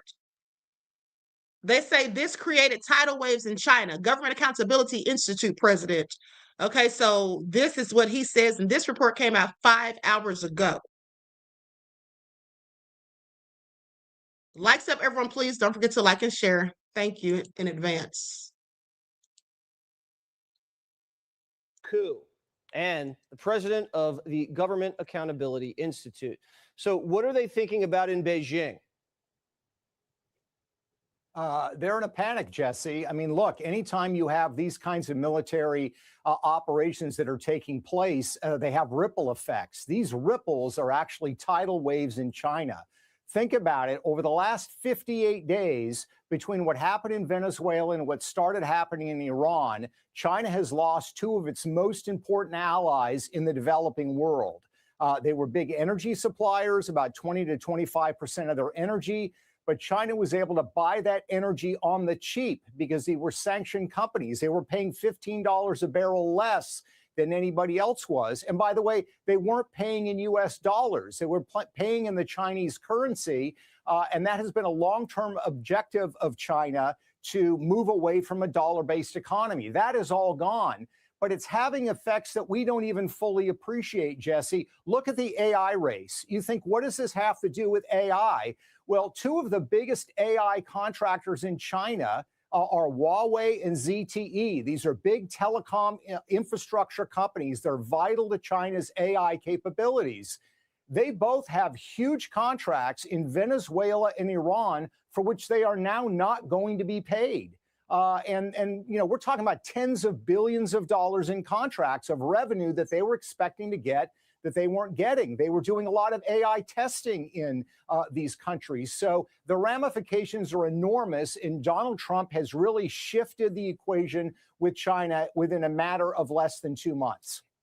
And we're testing our AI in real time under extremely dangerous conditions. So we're getting even more intelligence than they would ever get tinkering around on a computer. The fact that now we control anything that ships out of that strait, so much oil flows out of that strait to the whole world. The fact that we now control it, what does that do to China? It now means we have a chokehold on the strait. Look, assume that China wanted to move on Taiwan, right? There's a military response, but now we have a massive energy response, which is we simply don't allow any tankers to ship oil from the Persian Gulf through the Strait of Hormuz. We can do it. It might have been a little bit dicey had we not taken out the Iranians. That's roughly half of their oil. 40 to 50% of their oil is now suddenly not available to them. So those are enormous methodologies. And look at what happens in terms of military technology, Jesse. China provided their most advanced air defense capabilities to Iran. We completely destroyed them. They didn't shoot down one American or Israeli plane. This is reminiscent of 1982 when the Israelis flying F-15s went up against the Syrians flying MiGs, and the Israelis beat them 81 aircraft to 0. What happened after that? They couldn't give the MiGs away. So China now has the problem that their military technology is not recognized as being up to par to the United States. That's Right. going to have huge implications with a whole host of other countries. Right. So they lose a bunch of customers and they lose face. Now that the United States, if this mission is successful, now we have no idea how this is going to play out. We're praying it works out. If it's successful, what kind of position does that put the United States of America with Venezuela and now Iran more in our orbit? Well, it means that a lot of countries in the developing world that might have been flirting with China don't want to flirt with them anymore because they realize that, A, China can sign all the quote unquote strategic partnerships they want, but they're not going to do anything about it if their allies get in trouble. I mean, all China's done is send some scolding messages. They haven't done a single thing to stand up for their allies. Second of all, they understand that you know, this administration is the partner that they want to be in business with, not Beijing. Wow. It is a new world order, that's for sure. Peter, great to talk to you. Thank you. Did y'all hear what he just said? Did y'all hear what he just said? And I find that interesting. Okay. I find that all so interesting. He said it's a new world order. So he just admitted to it. Please pay attention. Okay. But didn't we already know that? And I told you all Trump was going to usher it in. I told you all that. All right. So this is just all so distressing. Okay. So now with that all being said, likes up, everyone, please. Like and share. Right? I said, did you hear the last part? What the F? Yes, I absolutely did. Okay. I absolutely did. Okay. Measurement said he said it on purpose. Of course he did. Of course he did, beloveds. Okay. We'll see if YouTube puts a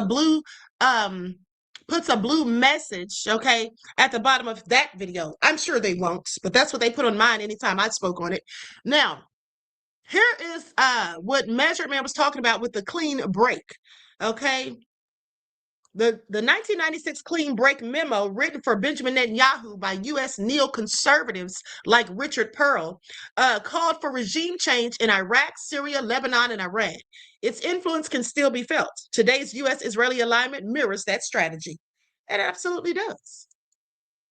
It absolutely does. I told you all it's the same old soup twice warmed over.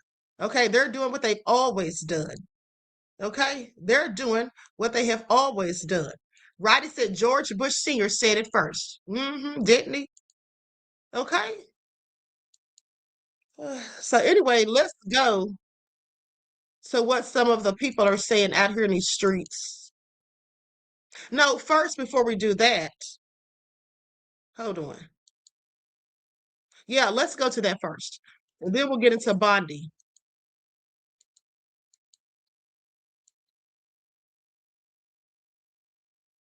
And while you all watch this video, I'm going to do a quick check to see if there are any further updates. See how they broke that veteran Brian McGinnis's arm for speaking out against the war? Like, what kind of dystopian, sick world are we living in when you have a veteran, a man in uniform, who is telling you, who just based off his uniform is telling you that I have served my country, I am and I will die for my country, but saying this is an unjust war. It's not our war, it's Israel's war. We don't want this war. We don't want to die for Israel. And the way they handled him with the utmost disgust and disrespect and inhumanity. I've seen people care for dogs and animals with better compassion than they did him.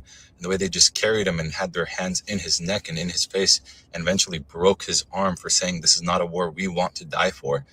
This world, man, this is some dystopian, next level, disgusting shit that we are seeing right now. And that's just the tip of the iceberg. Did you guys see how they broke that veteran?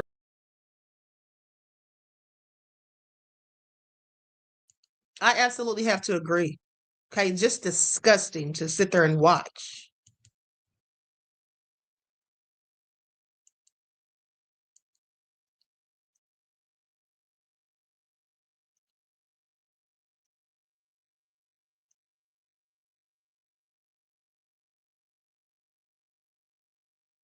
Thing that people have to keep in mind is that it's one thing to accept taking on risk to protect your country, but it is very obvious to a lot of service members and a lot of military families that this has nothing to do with protecting Americans. This has everything to do with distracting from this administration's dismal performance at home.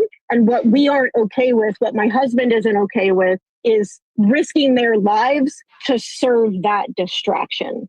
I see your viewpoint there, Kendall, but I'm just curious if you saw Secretary Hegseth's briefing this morning where he said that this was about going after a regime that was, for years, has supported terrorism that has cost America the lives of soldiers around the country, around the world. And that's what this was about. And it was about making sure that they don't have nuclear weapons, and those are the main reasons that this effort has begun. To that, you say what? I would say that I think the administration needs to make sure they get their story straight before they expect anyone to buy it, given that they've come out, they've said this hasn't been about regime change, then it was about regime change. Ted Cruz went on the news and said that he did not see any evidence that any sort of Iranian strike was even a possibility, much less imminent. So I think it's very clear that they are lying, and they're saying whatever they can to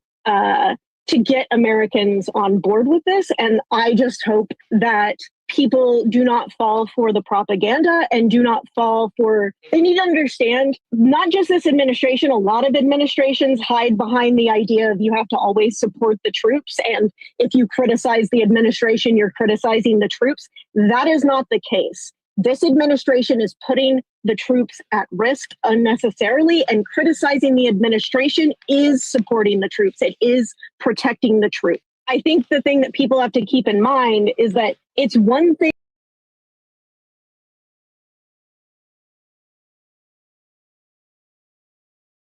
Okay, beloved, sorry. I was gathering more receipts. I want to know what people are saying about all of this. Okay, that's what I want to know. So let's go to this first TikTok.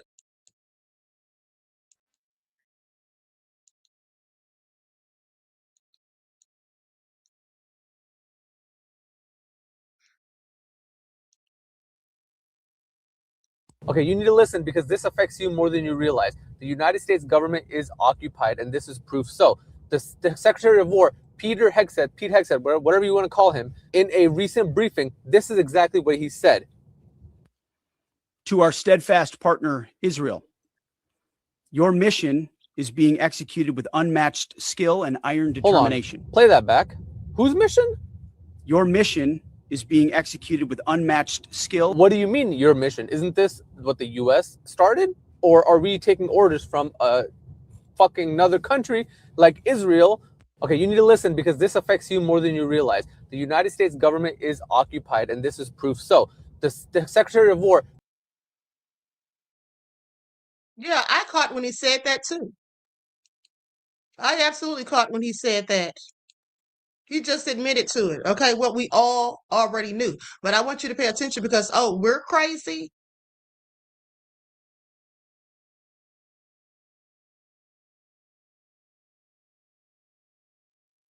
The bloodlust of white men will never be satisfied, even at the cost of other white men.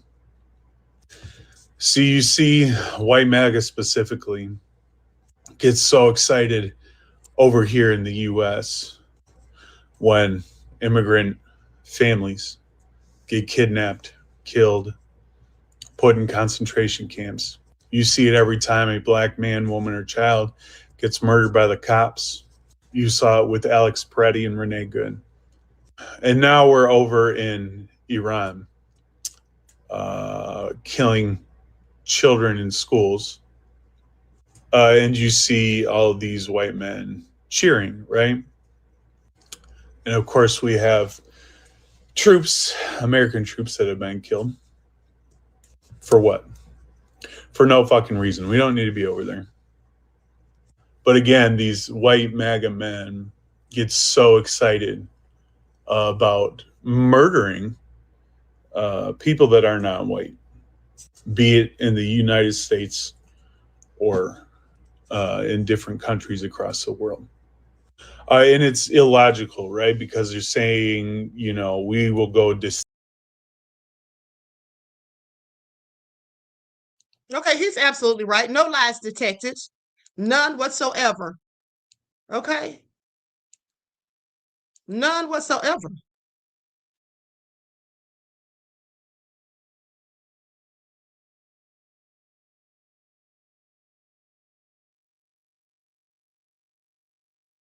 Oh, stop. Just look. Why would they tell them this? Look at me. Don't move. Think with your mind. A little faster now. Why would they tell soldiers that this war was God's divine plan? God specifically. Why would they do that? I need you to start thinking. Why would they tell them this? Listen to me. The Bible is the best-selling book of all time. Nothing comes close. And it's still the most debated. People across all nations, across all denominations, across all religions can't come to a clear consensus on everything in the Bible except one thing. One thing everybody is crystal clear on if you've ever picked up that book. Do you know what it is? You do what God tells you to do.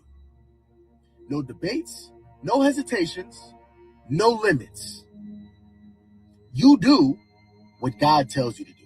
If he tells you to grab your child and bring him to the top of the hill and sacrifice him, you must do that. There are no limits. If he tells you to take your people and to wipe out an entire city, you must do that. There are no limits.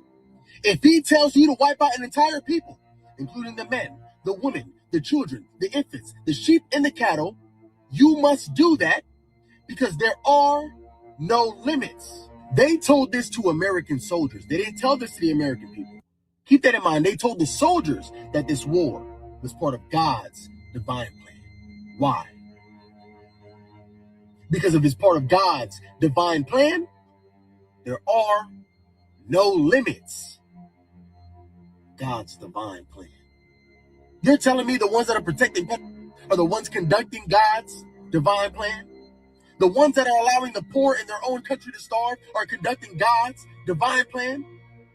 The ones that allow children to school shootings without making any laws are the ones conducting God's divine plan. And listen, we are at war now. So eventually, I believe we will have U.S. troops in Iran. And God willing, they come back. But when they come back, the stories that will come back with them, I want you to remember, this was God's divine plan. So there were no limits. God's divine plan. Ain't that funny? It's interesting because for years I've been told to fear jihadists. Fear them. And I understand it. That makes sense. But when a jihadist does what a jihadist does, Do you know who they say the plan came from? Whose divine plan it was? In the meantime, I hope you have a wonderful day. You know I love you, and I'll see you tomorrow.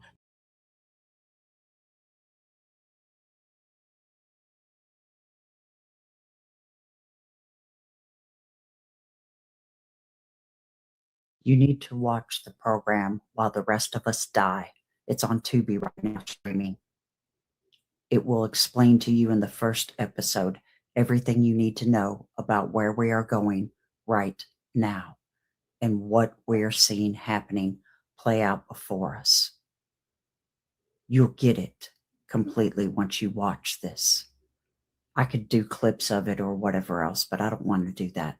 I want you to watch it for yourself because they use Mr. Shits-His-Pants' own words to explain what he means when he says he has ultimate power. Because ultimately, he does. And you'll see exactly where we're going right now. Please watch that program so that you understand. Now, has anyone seen this show, this program? Because I've never heard of it. Has anyone seen that show? I'm definitely going to be watching it because I want to see this. But let me tell you all something. Pay attention.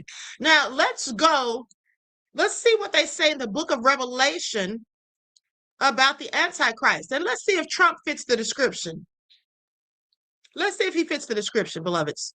Okay, so here it is right here. So the book of Revelation describes the Antichrist primarily as a beast rising from the sea. Revelation 13:1. Representing a satanically empowered, charismatic, and tyrannical world leader. So far, that sounds like Trump. He is depicted with 10 horns and 7 heads, symbolizing immense power and authority granted by the dragon, i.e. Satan. Okay, Satan Yahoo. He blasphemes God, persecutes believers, and enforces a global economic system via the mark of the beast. Actions. He speaks arrogantly. Okay, he speaks arrogantly, blasphemous words against God, rules for 42 months, and makes war against the saints. He survives a seemingly fatal head wound, which causes the world to worship him in wonder. Supported by a second beast, the false prophet, he mandates a mark on the right hand or forehead to control buying and spending. He is ultimately defeated by Christ and cast into the lake of fire. I'm sorry.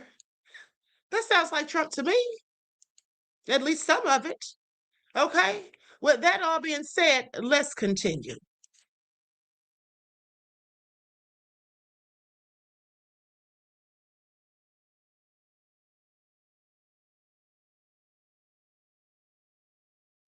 The rest of the world is calling the Republican Party in America the American Fascist Party, to which that is the new name that I will permanently be calling them from now on.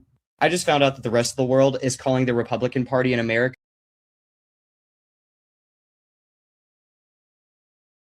Yeah, that's exactly what they are. Okay, and the racist party also. The fascist racist party. At the end of the day, I feel like some people are just going to absolutely lose it and just crash all the way up out, and it's not going to be good.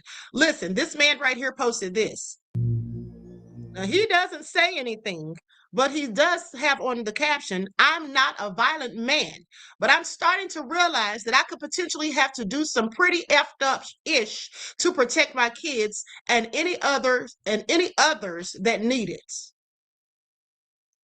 Okay? This is what some people are absolutely thinking.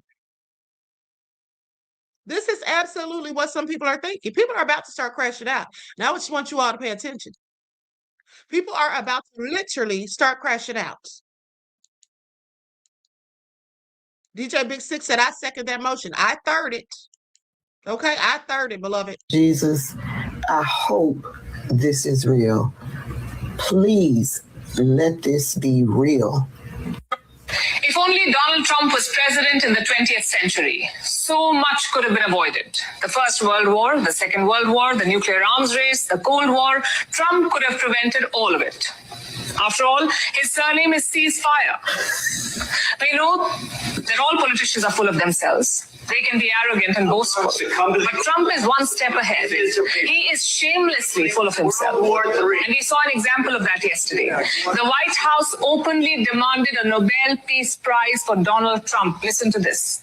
The president has now ended conflicts between Thailand and Cambodia, Israel and Iran, Rwanda and the Democratic Republic of the Congo, India and Pakistan, Serbia and Kosovo, and Egypt and Ethiopia. This means President Trump has brokered, on average, about one peace deal or ceasefire per month during his 6 months in office.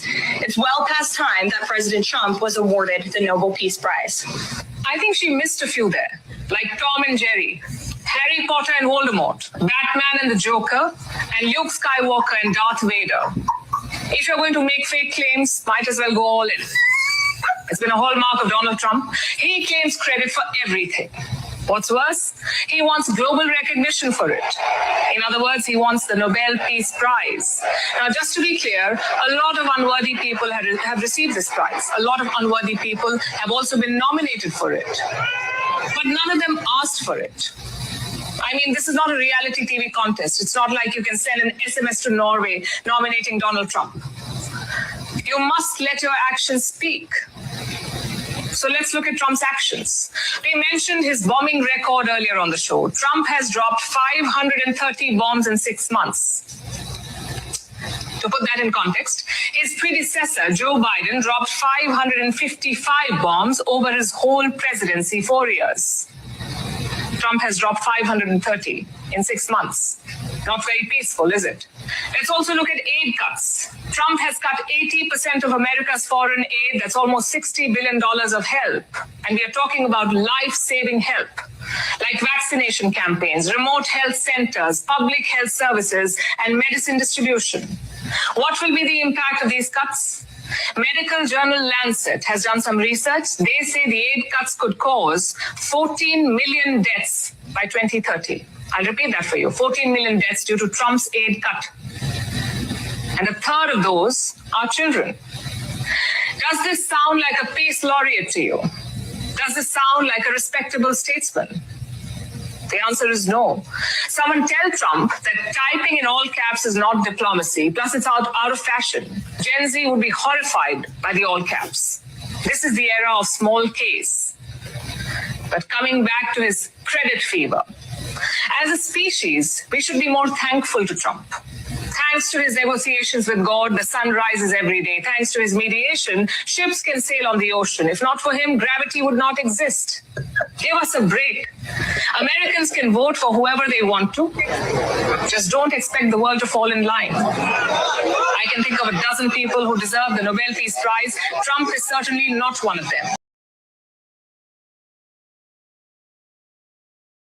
Okay, no lies detected at the end of the day. Now let's go to this about Ro Khanna, Representative Ro Khanna on Bondi subpoena by the House committee. And then there's breaking news that just came through 44 minutes ago. We're going to go to that next. It says the DOJ plans to release a new batch of Epstein files. Well, you know, we'll see what we can find. But at the end of the day, they're likely going to have a lot of redactions. Okay, one box says Trump is an Antichrist pawn. Part of the Antichrist system, the opening of the gate. Trump is an out to out to die, leaving, not paying for the ish he did. Well, you know, that's likely exactly what'll happen, beloved. Okay, I hope he gets sent to prison before then, but I absolutely agree with you on that because listen, we already know his health is in decline. What is that rash that he had on his neck days ago? Did you all see that? Did you all see that rash on his neck the other day? And then we already know he's always having this rash on his hand, like he's been getting some sort of injections for something. Okay, having these MRIs done periodically. Yeah, his health is in decline, and so he really doesn't care. Okay, all he's trying to do right now is gather and steal as much money as he can for his legacy, for his nefarious children. That's my opinion. Okay, now I want to thank you for insight to the topic, beloved, and your contribution to the channel. I appreciate you. Peace, love, and blessings.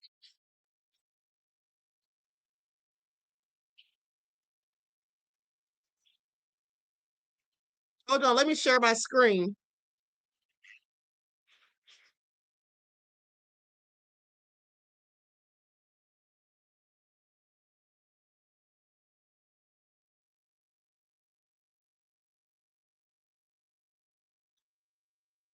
Hold on. Hold on. Sosa said, yep, I saw the rash and the swollen ankles. Okay. One box said that lizard skin was trying to show. Vince I am says, please get the likes up. Okay, thank you, beloved. Absolutely. Get the likes up, you guys. Okay, Sosa said, yep, stealing on the daily from the American taxpayers. Exactly. Nubia says, the Antichrist represents one's own selfish, ego-driven nature, the beast, and refuse to submit to it. Okay. NT Gangster says, Barron reminds me of the Omen kid for real, for real. I told you all that, beloved. I said the same thing. Both Barron and Jared Kushner look like the guy in Omen Part 2 when he was a teenager. I'm going to see if I can find that picture and tell me they don't look like twins, just about. Okay? Introduced the motion saying she wants Bondi to address why videos, audio, logs, and interview notes remain missing from the files released by the Justice Department. DOJ has faced criticism from lawmakers on both sides of the aisle for missing the deadline to release the files, for heavy redactions, for inconsistent posting of documents, and for withholding additional files. The Attorney General did not immediately respond to requests for comments. Let's bring in Democratic member of the Oversight Committee, Congressman Ro Khanna of California. He was a co-sponsor of the Epstein Files Transparency Act. He also sits on the Armed Services Committee. Congressman, good morning. Good to have you here. So we should point out this was introduced by a Republican. This is a bipartisan concern that something is being hidden from the public within these Epstein files by the Department of Justice. The last time we saw Pam Bondi talking in public about the Epstein files, she answered questions with opposition research about the members questioning her, was yelling about the Dow crossing 50,000, about this being a witch hunt. The Epstein files are not a witch hunt to the vast majority of Americans who want to find out who did what and when. So are you confident that through this subpoena, you will sit across from and finally get some answers from the Attorney General?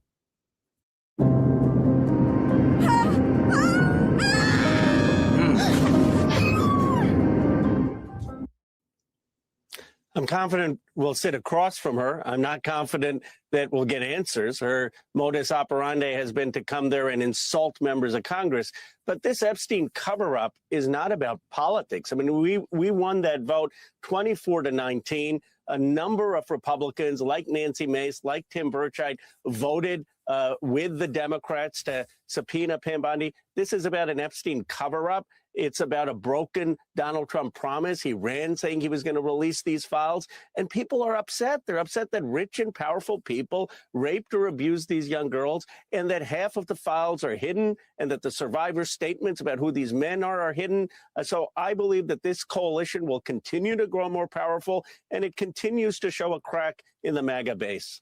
There's been so much talk and analysis and coverage of the Epstein files that kind of maybe gets lost to the people going about their daily lives. Can you speak, Congressman, to what is still missing? A lot has been put out there, but boy, a lot of that's been redacted and a lot is still not out there. So what do you want to see? What do you want to get your hands on?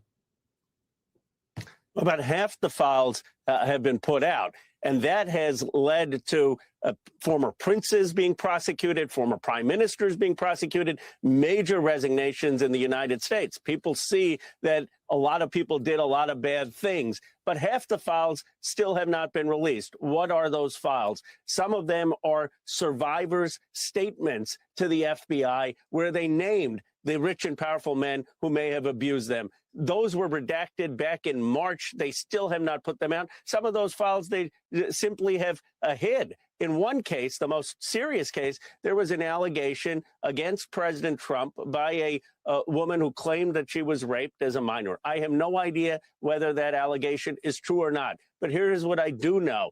They released one of the interviews, FBI interviews with this woman. They have not released still 3 other witness interviews of this woman, and they've provided no explanation for why they haven't done that in blatant violation of the law.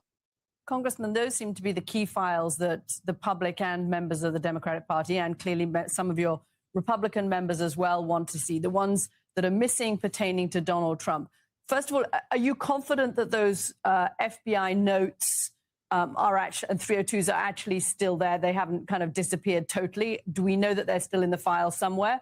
And do you think this is the best chance you're going to get for the public to be able to see those specific files? Are you confident that the public will see those specific files about whether Donald Trump sexually abused a minor? I'm not confident that those documents are still there in the condition that they were in the original. I mean, they could be there and they could be blacked out. So it's unclear whether they have tampered with these documents. But if they have, that is an enormous crime and a cover-up. And it's not just allegations against President Trump. I mean, this has implicated what I call the Epstein class, some of the most rich and powerful people in this country who had no problem going to Epstein's island or soliciting him for money well after he was a convicted pedophile, going to his ranch and being oblivious of the consequences. And you talk about a rigged system. You talk about ordinary Americans being upset that the government isn't working for them. The Epstein matter is Exhibit 1. Some of these survivors, over 1,000 of them, have not had justice for decades. And they feel abandoned by the two tiers of justice in this country. Congressman, this is obviously a big issue. It's obviously an issue that's being short-trimmed by the Justice Department. You're not getting what you need. The public's not getting what you need. But as you know, this country has a very short attention span in these past few years, and it continues. And now we're at war. I'm wondering, when you go home, anecdotally, what do people talk to you about when you encounter them? The economy, the war, or these papers? All three. I mean, most importantly, the economy. In my district, they're talking about rents being too high and not being able to afford groceries. But they're also talking, particularly Trump voters, about a broken promise. Many of them say, look, we voted for Donald Trump because he was finally going to put this country first. Our jobs had been outsourced. We kept getting into these wars. No one cared about us. And Donald Trump said, I'm going to take them on. I'm going to take these corrupt elite who are controlling the government. I'm going to go after the Epstein class. He said, I'm not going to get us into more wars. I'm going to focus on funding manufacturing jobs here, housing here, put America first.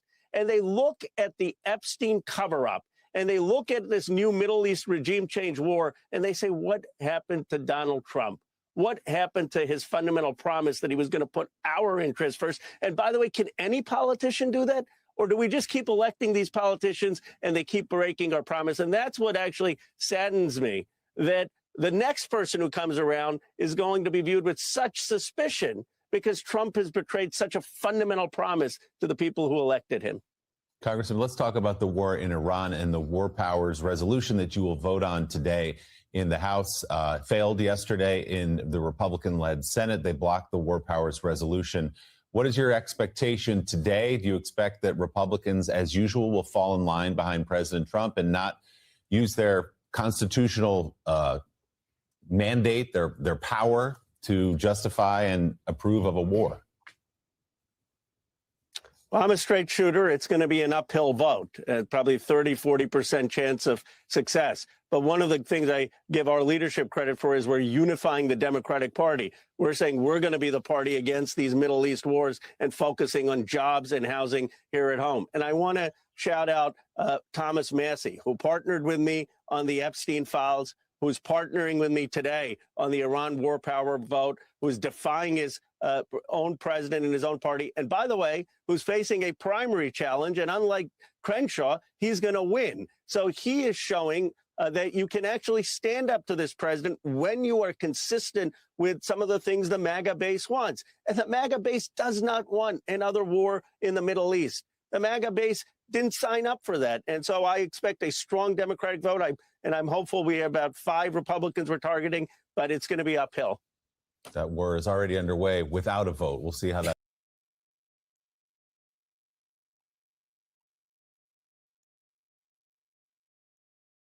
Okay, so now let's go to this breaking news.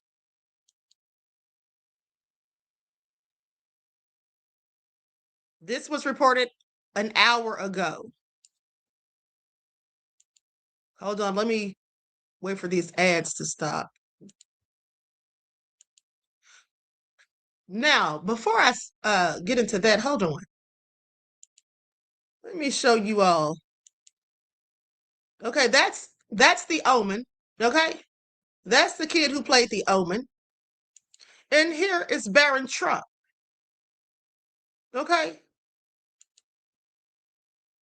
All right. I'm sorry. Do you all see the resemblance, or is it just me? Now, here's the thing that I find interesting. Someone actually did a video about it. Donald Trump's son looks like Damien. The Omen is here. This is from 9 years ago. Okay. I literally just saw this. This is from 9 years ago. Let me just pull this up.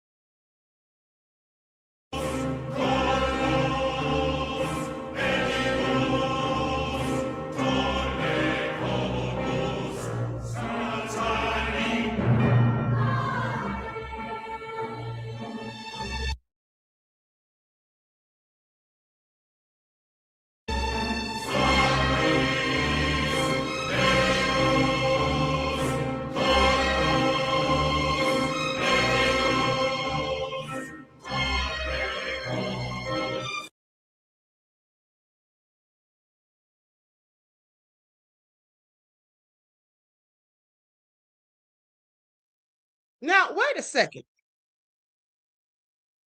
Wait a second. How could that be Baron Trump, though, if this was 9 years ago? How old is he? I'm going to go to some of the comments. Somebody's. Hold on. I'm going to go to some of the comments. Aquarius MC says, sounds like the end of the world music. He's 19. So he wasn't 10. That's not AI. That's absolutely not AI. That video is from 10 years ago, or 9 years ago, beloved. It's not AI. So if he's turning 20, how is that him? Or that must have been an old video. Wait a minute. Hold on. No, the math isn't mathing. Because 10 years ago, he would have been 9 years old. That's a little kid. Okay, so that's not making any sense. But somebody said, what the F? I won't sleep tonight. I'm late to the game. I just realized this today. Jared Kushner looks like Damien. Didn't I say Jared Kushner looks like Damien too? Hold on, let's pull up Jared. Let's pull up Jared. There he is. Okay, there he is. Him and Barron don't look too far apart, if you ask me. Okay. Anyway, with that all being said, I'm not sure if that was actually Barron in that video, because I'm not seeing how Barron, that definitely can't be him in my opinion. All right. Because 10 years ago, 9 years ago even, he should have been older than that kid. All right. But anyway, let's continue. Now, with that all being said, let's get into it, because they said breaking. DOJ plans to release new batch of Epstein files fairly soon. Okay, well, I want you all to pay attention, because are they doing this simply because they have gone in on Bondi and she's now been subpoenaed to be questioned about the Epstein files and her lack of putting them out at a reasonable time frame, or by the deadline that she was in fact given, and all of these nefarious redactions? Okay, let's get into it. That's now Justice and Intelligence reporter Ken Delanian and former federal prosecutor and Politico magazine senior writer Ankush Kadori. So Ken, tell us more about what you're learning related to this new batch of files we might expect. Well, what we're being told is that the Justice Department is doing this under pressure after reporting by MS Now and others about potentially missing files that should have been released, that were not released, that may have been withheld under the review process. And what the DOJ is saying is that if that happened, that was a mistake. And they're saying that, well, I'll just read from a statement that we got from the Justice Department. DOJ has always stated in filings with the Hold on, beloveds. Travels in Times of Little Baron and his wonderful dog Bulger, 1888. Yeah, I already did a whole live on that, beloved. We already are ahead of the game, honey.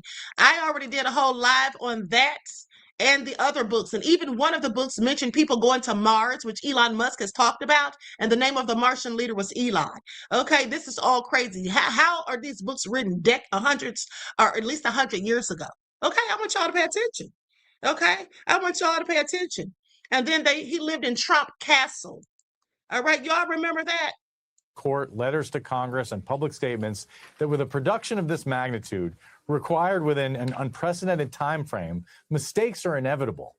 And should anything be found to have been improperly tagged in the review process and is responsive to the act, the department will, of course, publish it. And again, we're told that fairly soon, within a few days, the DOJ is going to release another batch of potentially thousands of files. Whether there's going to be anything new in these files remain to be seen. But this is coming as the Justice Department is under enormous pressure, and this subpoena of Pam Bondi just underscores that pressure. This is an extraordinary rebuke of the Trump administration by people from their own party. Exactly. Shoshana said, I think they named him after that book, though.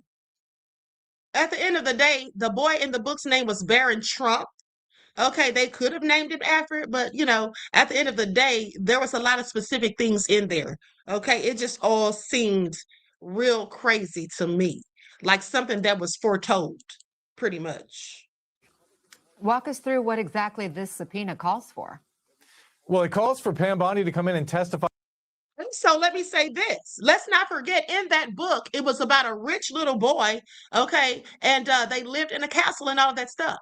So the bottom line is, what are the chances of there actually being someone rich, you know, with all this money, and they live in a house with gold? Because you know Trump's own properties have all this gold. I mean, he has a golden toilet and all of that stuff. And that's what they talk about in here. Now, we could say that they copied everything from the book, but I don't think so.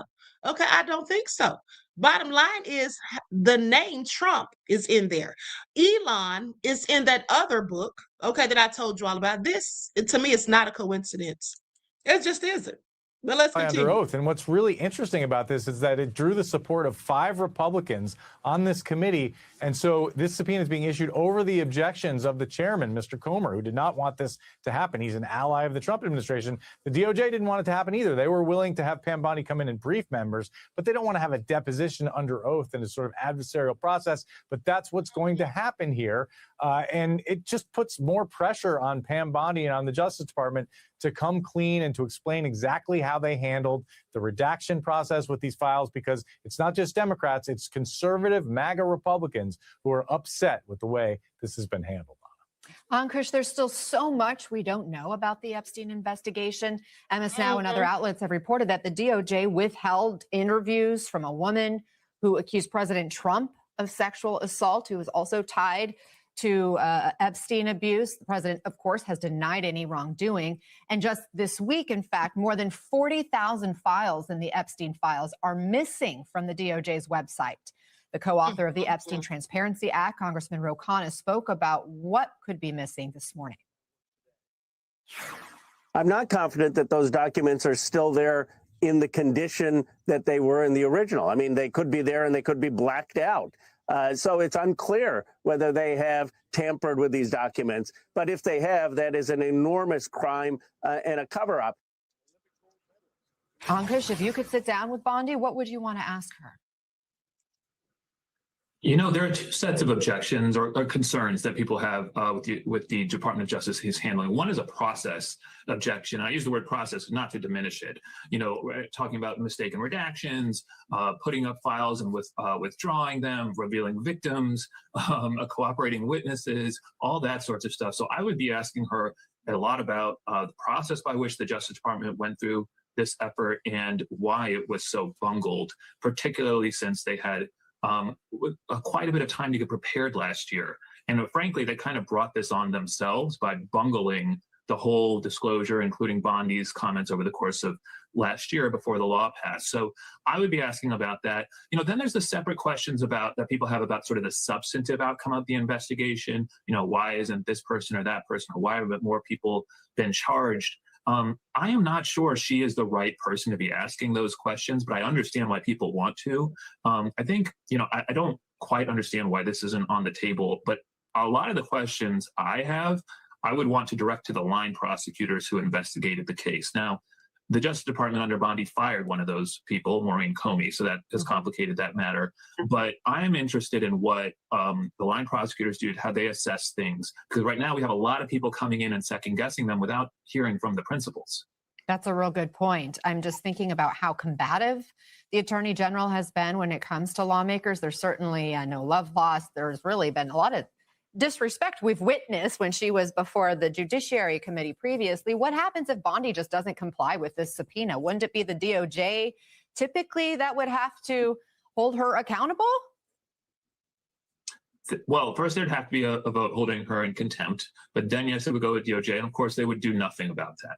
Now, I hopefully, because this is behind closed doors, she'll be able to control herself. But of course, at her last public outing, at her testimony, she behaved like an all-around crazy person and yelled at anyone who asked her a substantive question and insulted a whole bunch of Epstein's victims in the process. I mean, it was a whole mess. So, she has not done well. She doesn't do well in these settings.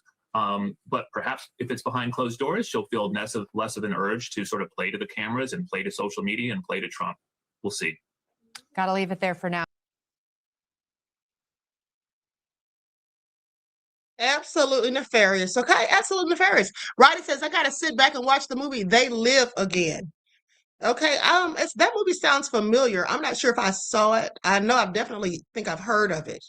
Okay, says, I believe some of these people are time travelers and causing problems. People like Elon Musk and others. Here's the thing. Do you all believe in time travel? Because I absolutely do. If you haven't seen or read the book, The Philadelphia Experiments, yeah, I absolutely believe in time travel. And here's the thing. For when you say, I forgot who said that his real name is Drumpf. Yeah, that's his real name. It's a German name. But here's the thing. This is not a coincidence. This is something fishy with this whole thing because, first of all, his grandfather, Friedrich Drumpf, came to the United States in 1885. And when he got here in 1885, he changed his name to Trump at that point. Now, he did so to sound more American. It's just like some of the small hats have changed their names. For example, George Soros, that's not his real last name. That's what he changed it to. That being said, if his grandfather came here in 1885 and changed his name to Trump, he came here and changed his name to Trump. Well, here's the problem with that, why it doesn't add up. Because first of all, that book was in 1890. Okay, so his name was already Trump, like I said, before the book ever even came out.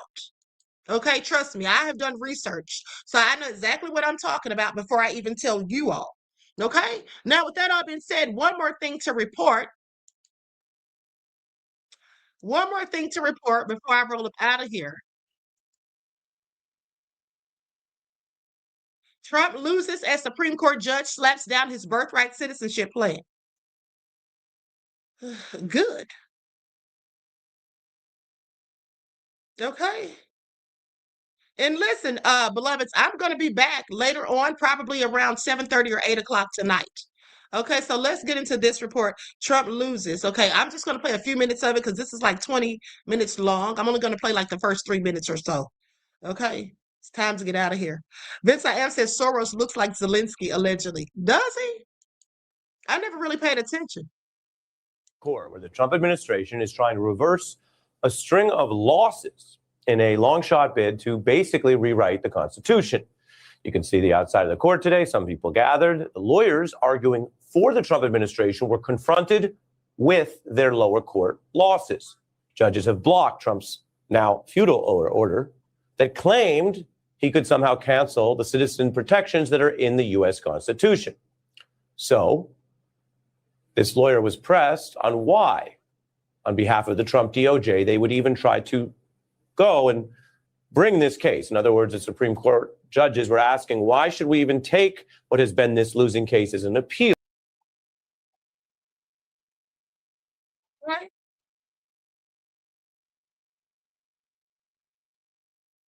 So hold on just a second, beloved.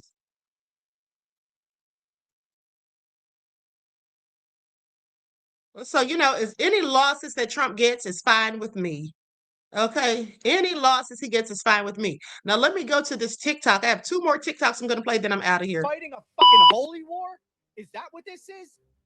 We have commanders in the military saying that we are fighting this war to bring on Armageddon? Are you? Yeah, I find this all interesting. Now, I just pull this guy up. I don't know his name is Dabrowski Syndicate 1. That's his name. Well, I just happened to see this and I said, yeah, he obviously thinks Trump's the Antichrist too. Okay. And probably many people do at this point if they didn't before. Are you kidding me? So, as you can see, I read that and my mind goes back to this question that I have every once in a while entertained. Is Donald Trump the Antichrist or an Antichrist? I'm not any kind of expert on the Antichrist. So I don't know if it's the Antichrist, multiple.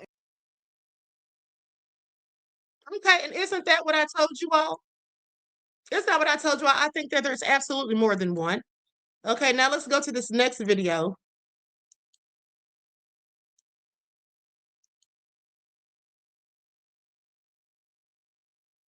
Bookhurst DC says, and hell is coming. Honey, hell is already here, beloved. I'm about to say some shit that might get me banned off here or maybe even arrested. So just to preface all of this, I want to say I am of very sound mind and I have absolutely no desire to take my own life.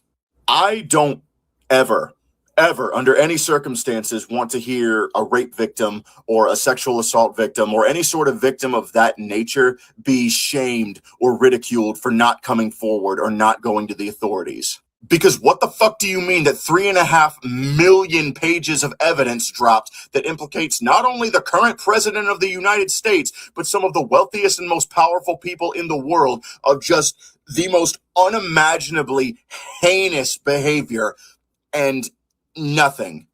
No arrests, no perp walks, nobody dragging these fucking animals out into the street. Actually, no, I can't even call them animals in good conscience because there is no animal in existence that resorts to this kind of fucking cruelty just because it's bored. From the little bit that I was able to comb through before the DOJ deleted a bunch of shit, I can confidently say prison is too good for these people. The only thing that would actually kind of sort of look like justice would be for every single motherfucker that was involved to be just publicly executed. And I know there's legal processes and all that, but I'm sorry, I don't think the concept of the law was built to handle shit like this. There are nearly 8 billion of us completely at the mercy of a bunch of fucking ghouls who treat human life like it's a plaything. There are just simply no words. Yeah, there are no words, okay? None whatsoever. So anyway, with that all been said, listen, I love you all to life. Everybody, please do yourselves a favor and start, if you have not already, following the lifelines. Okay, getting your non-perishable food items. Okay, getting the things that you need, buying water every time you go to the store. You can never have too much. Finding people in your neighborhood or your family members that you can barter with. Okay, people that you can depend on and they can depend on you. You need to have each other's backs because times are about to get real bad. And let us all pray and hope that they do not have a cyber attack or any kind of attack against our power grid. Okay, at the end of the day, prepare for a false flag. And like I told you, when it happens, when there is an attack, when there is something tragic that happens on American soil and they start telling you it was Iran, please pay attention. It just may not be who you think. And also, let me say this. Supposedly, allegedly, some of the Saudis have said that they're not so sure that Iran is leveraging some of these attacks on them. Okay? And this is one of the reasons they called in China to come and have discussions. All right, so I will keep you all updated. I will be back around 7:30 or 8 tonight, okay, this evening. So until then, beloveds, each one teach one. That's how we grow and thrive. Do something Do something productive, constructive, but never destructive. And always remember to keep the Most High first in your lives. Until next time, beloveds, peace.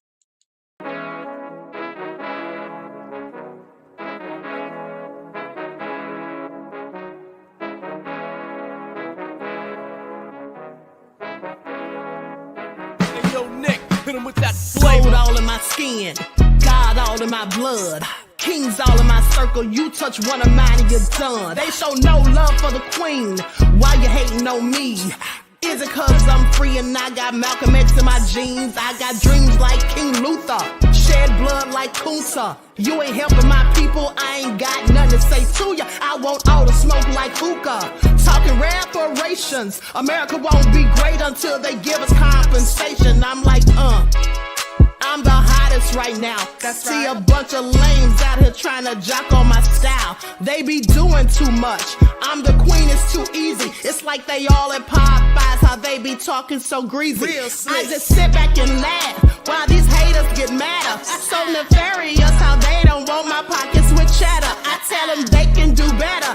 These snakes in the grass can leave a bite on your ass, cause y'all be trusting too fast. I got my foot on the gas, other one on they necks. Dropping receipts on haters, you better show some respect. I'm never facing regrets, we only facing the threats. Running through every challenge like a relay, break no sweat. It's a cold game, so I got that blanket with me. Now that my people awaken, ain't no going to sleep. I do not play by my piece, this time I'm playing for keeps. You talking slick, but when I see you like them ends, we gon' meet. And I got gold all in my skin, God all in my blood, kings all in my circle. You touch one of mine and you done. They show no love for the queen. Why they hating on me? Is it cause I'm free and I got Malcolm X in my jeans and I got gold all in my skin, God all in my blood, kings all in my circle. You touch one of mine and you done. They show no love for the queen.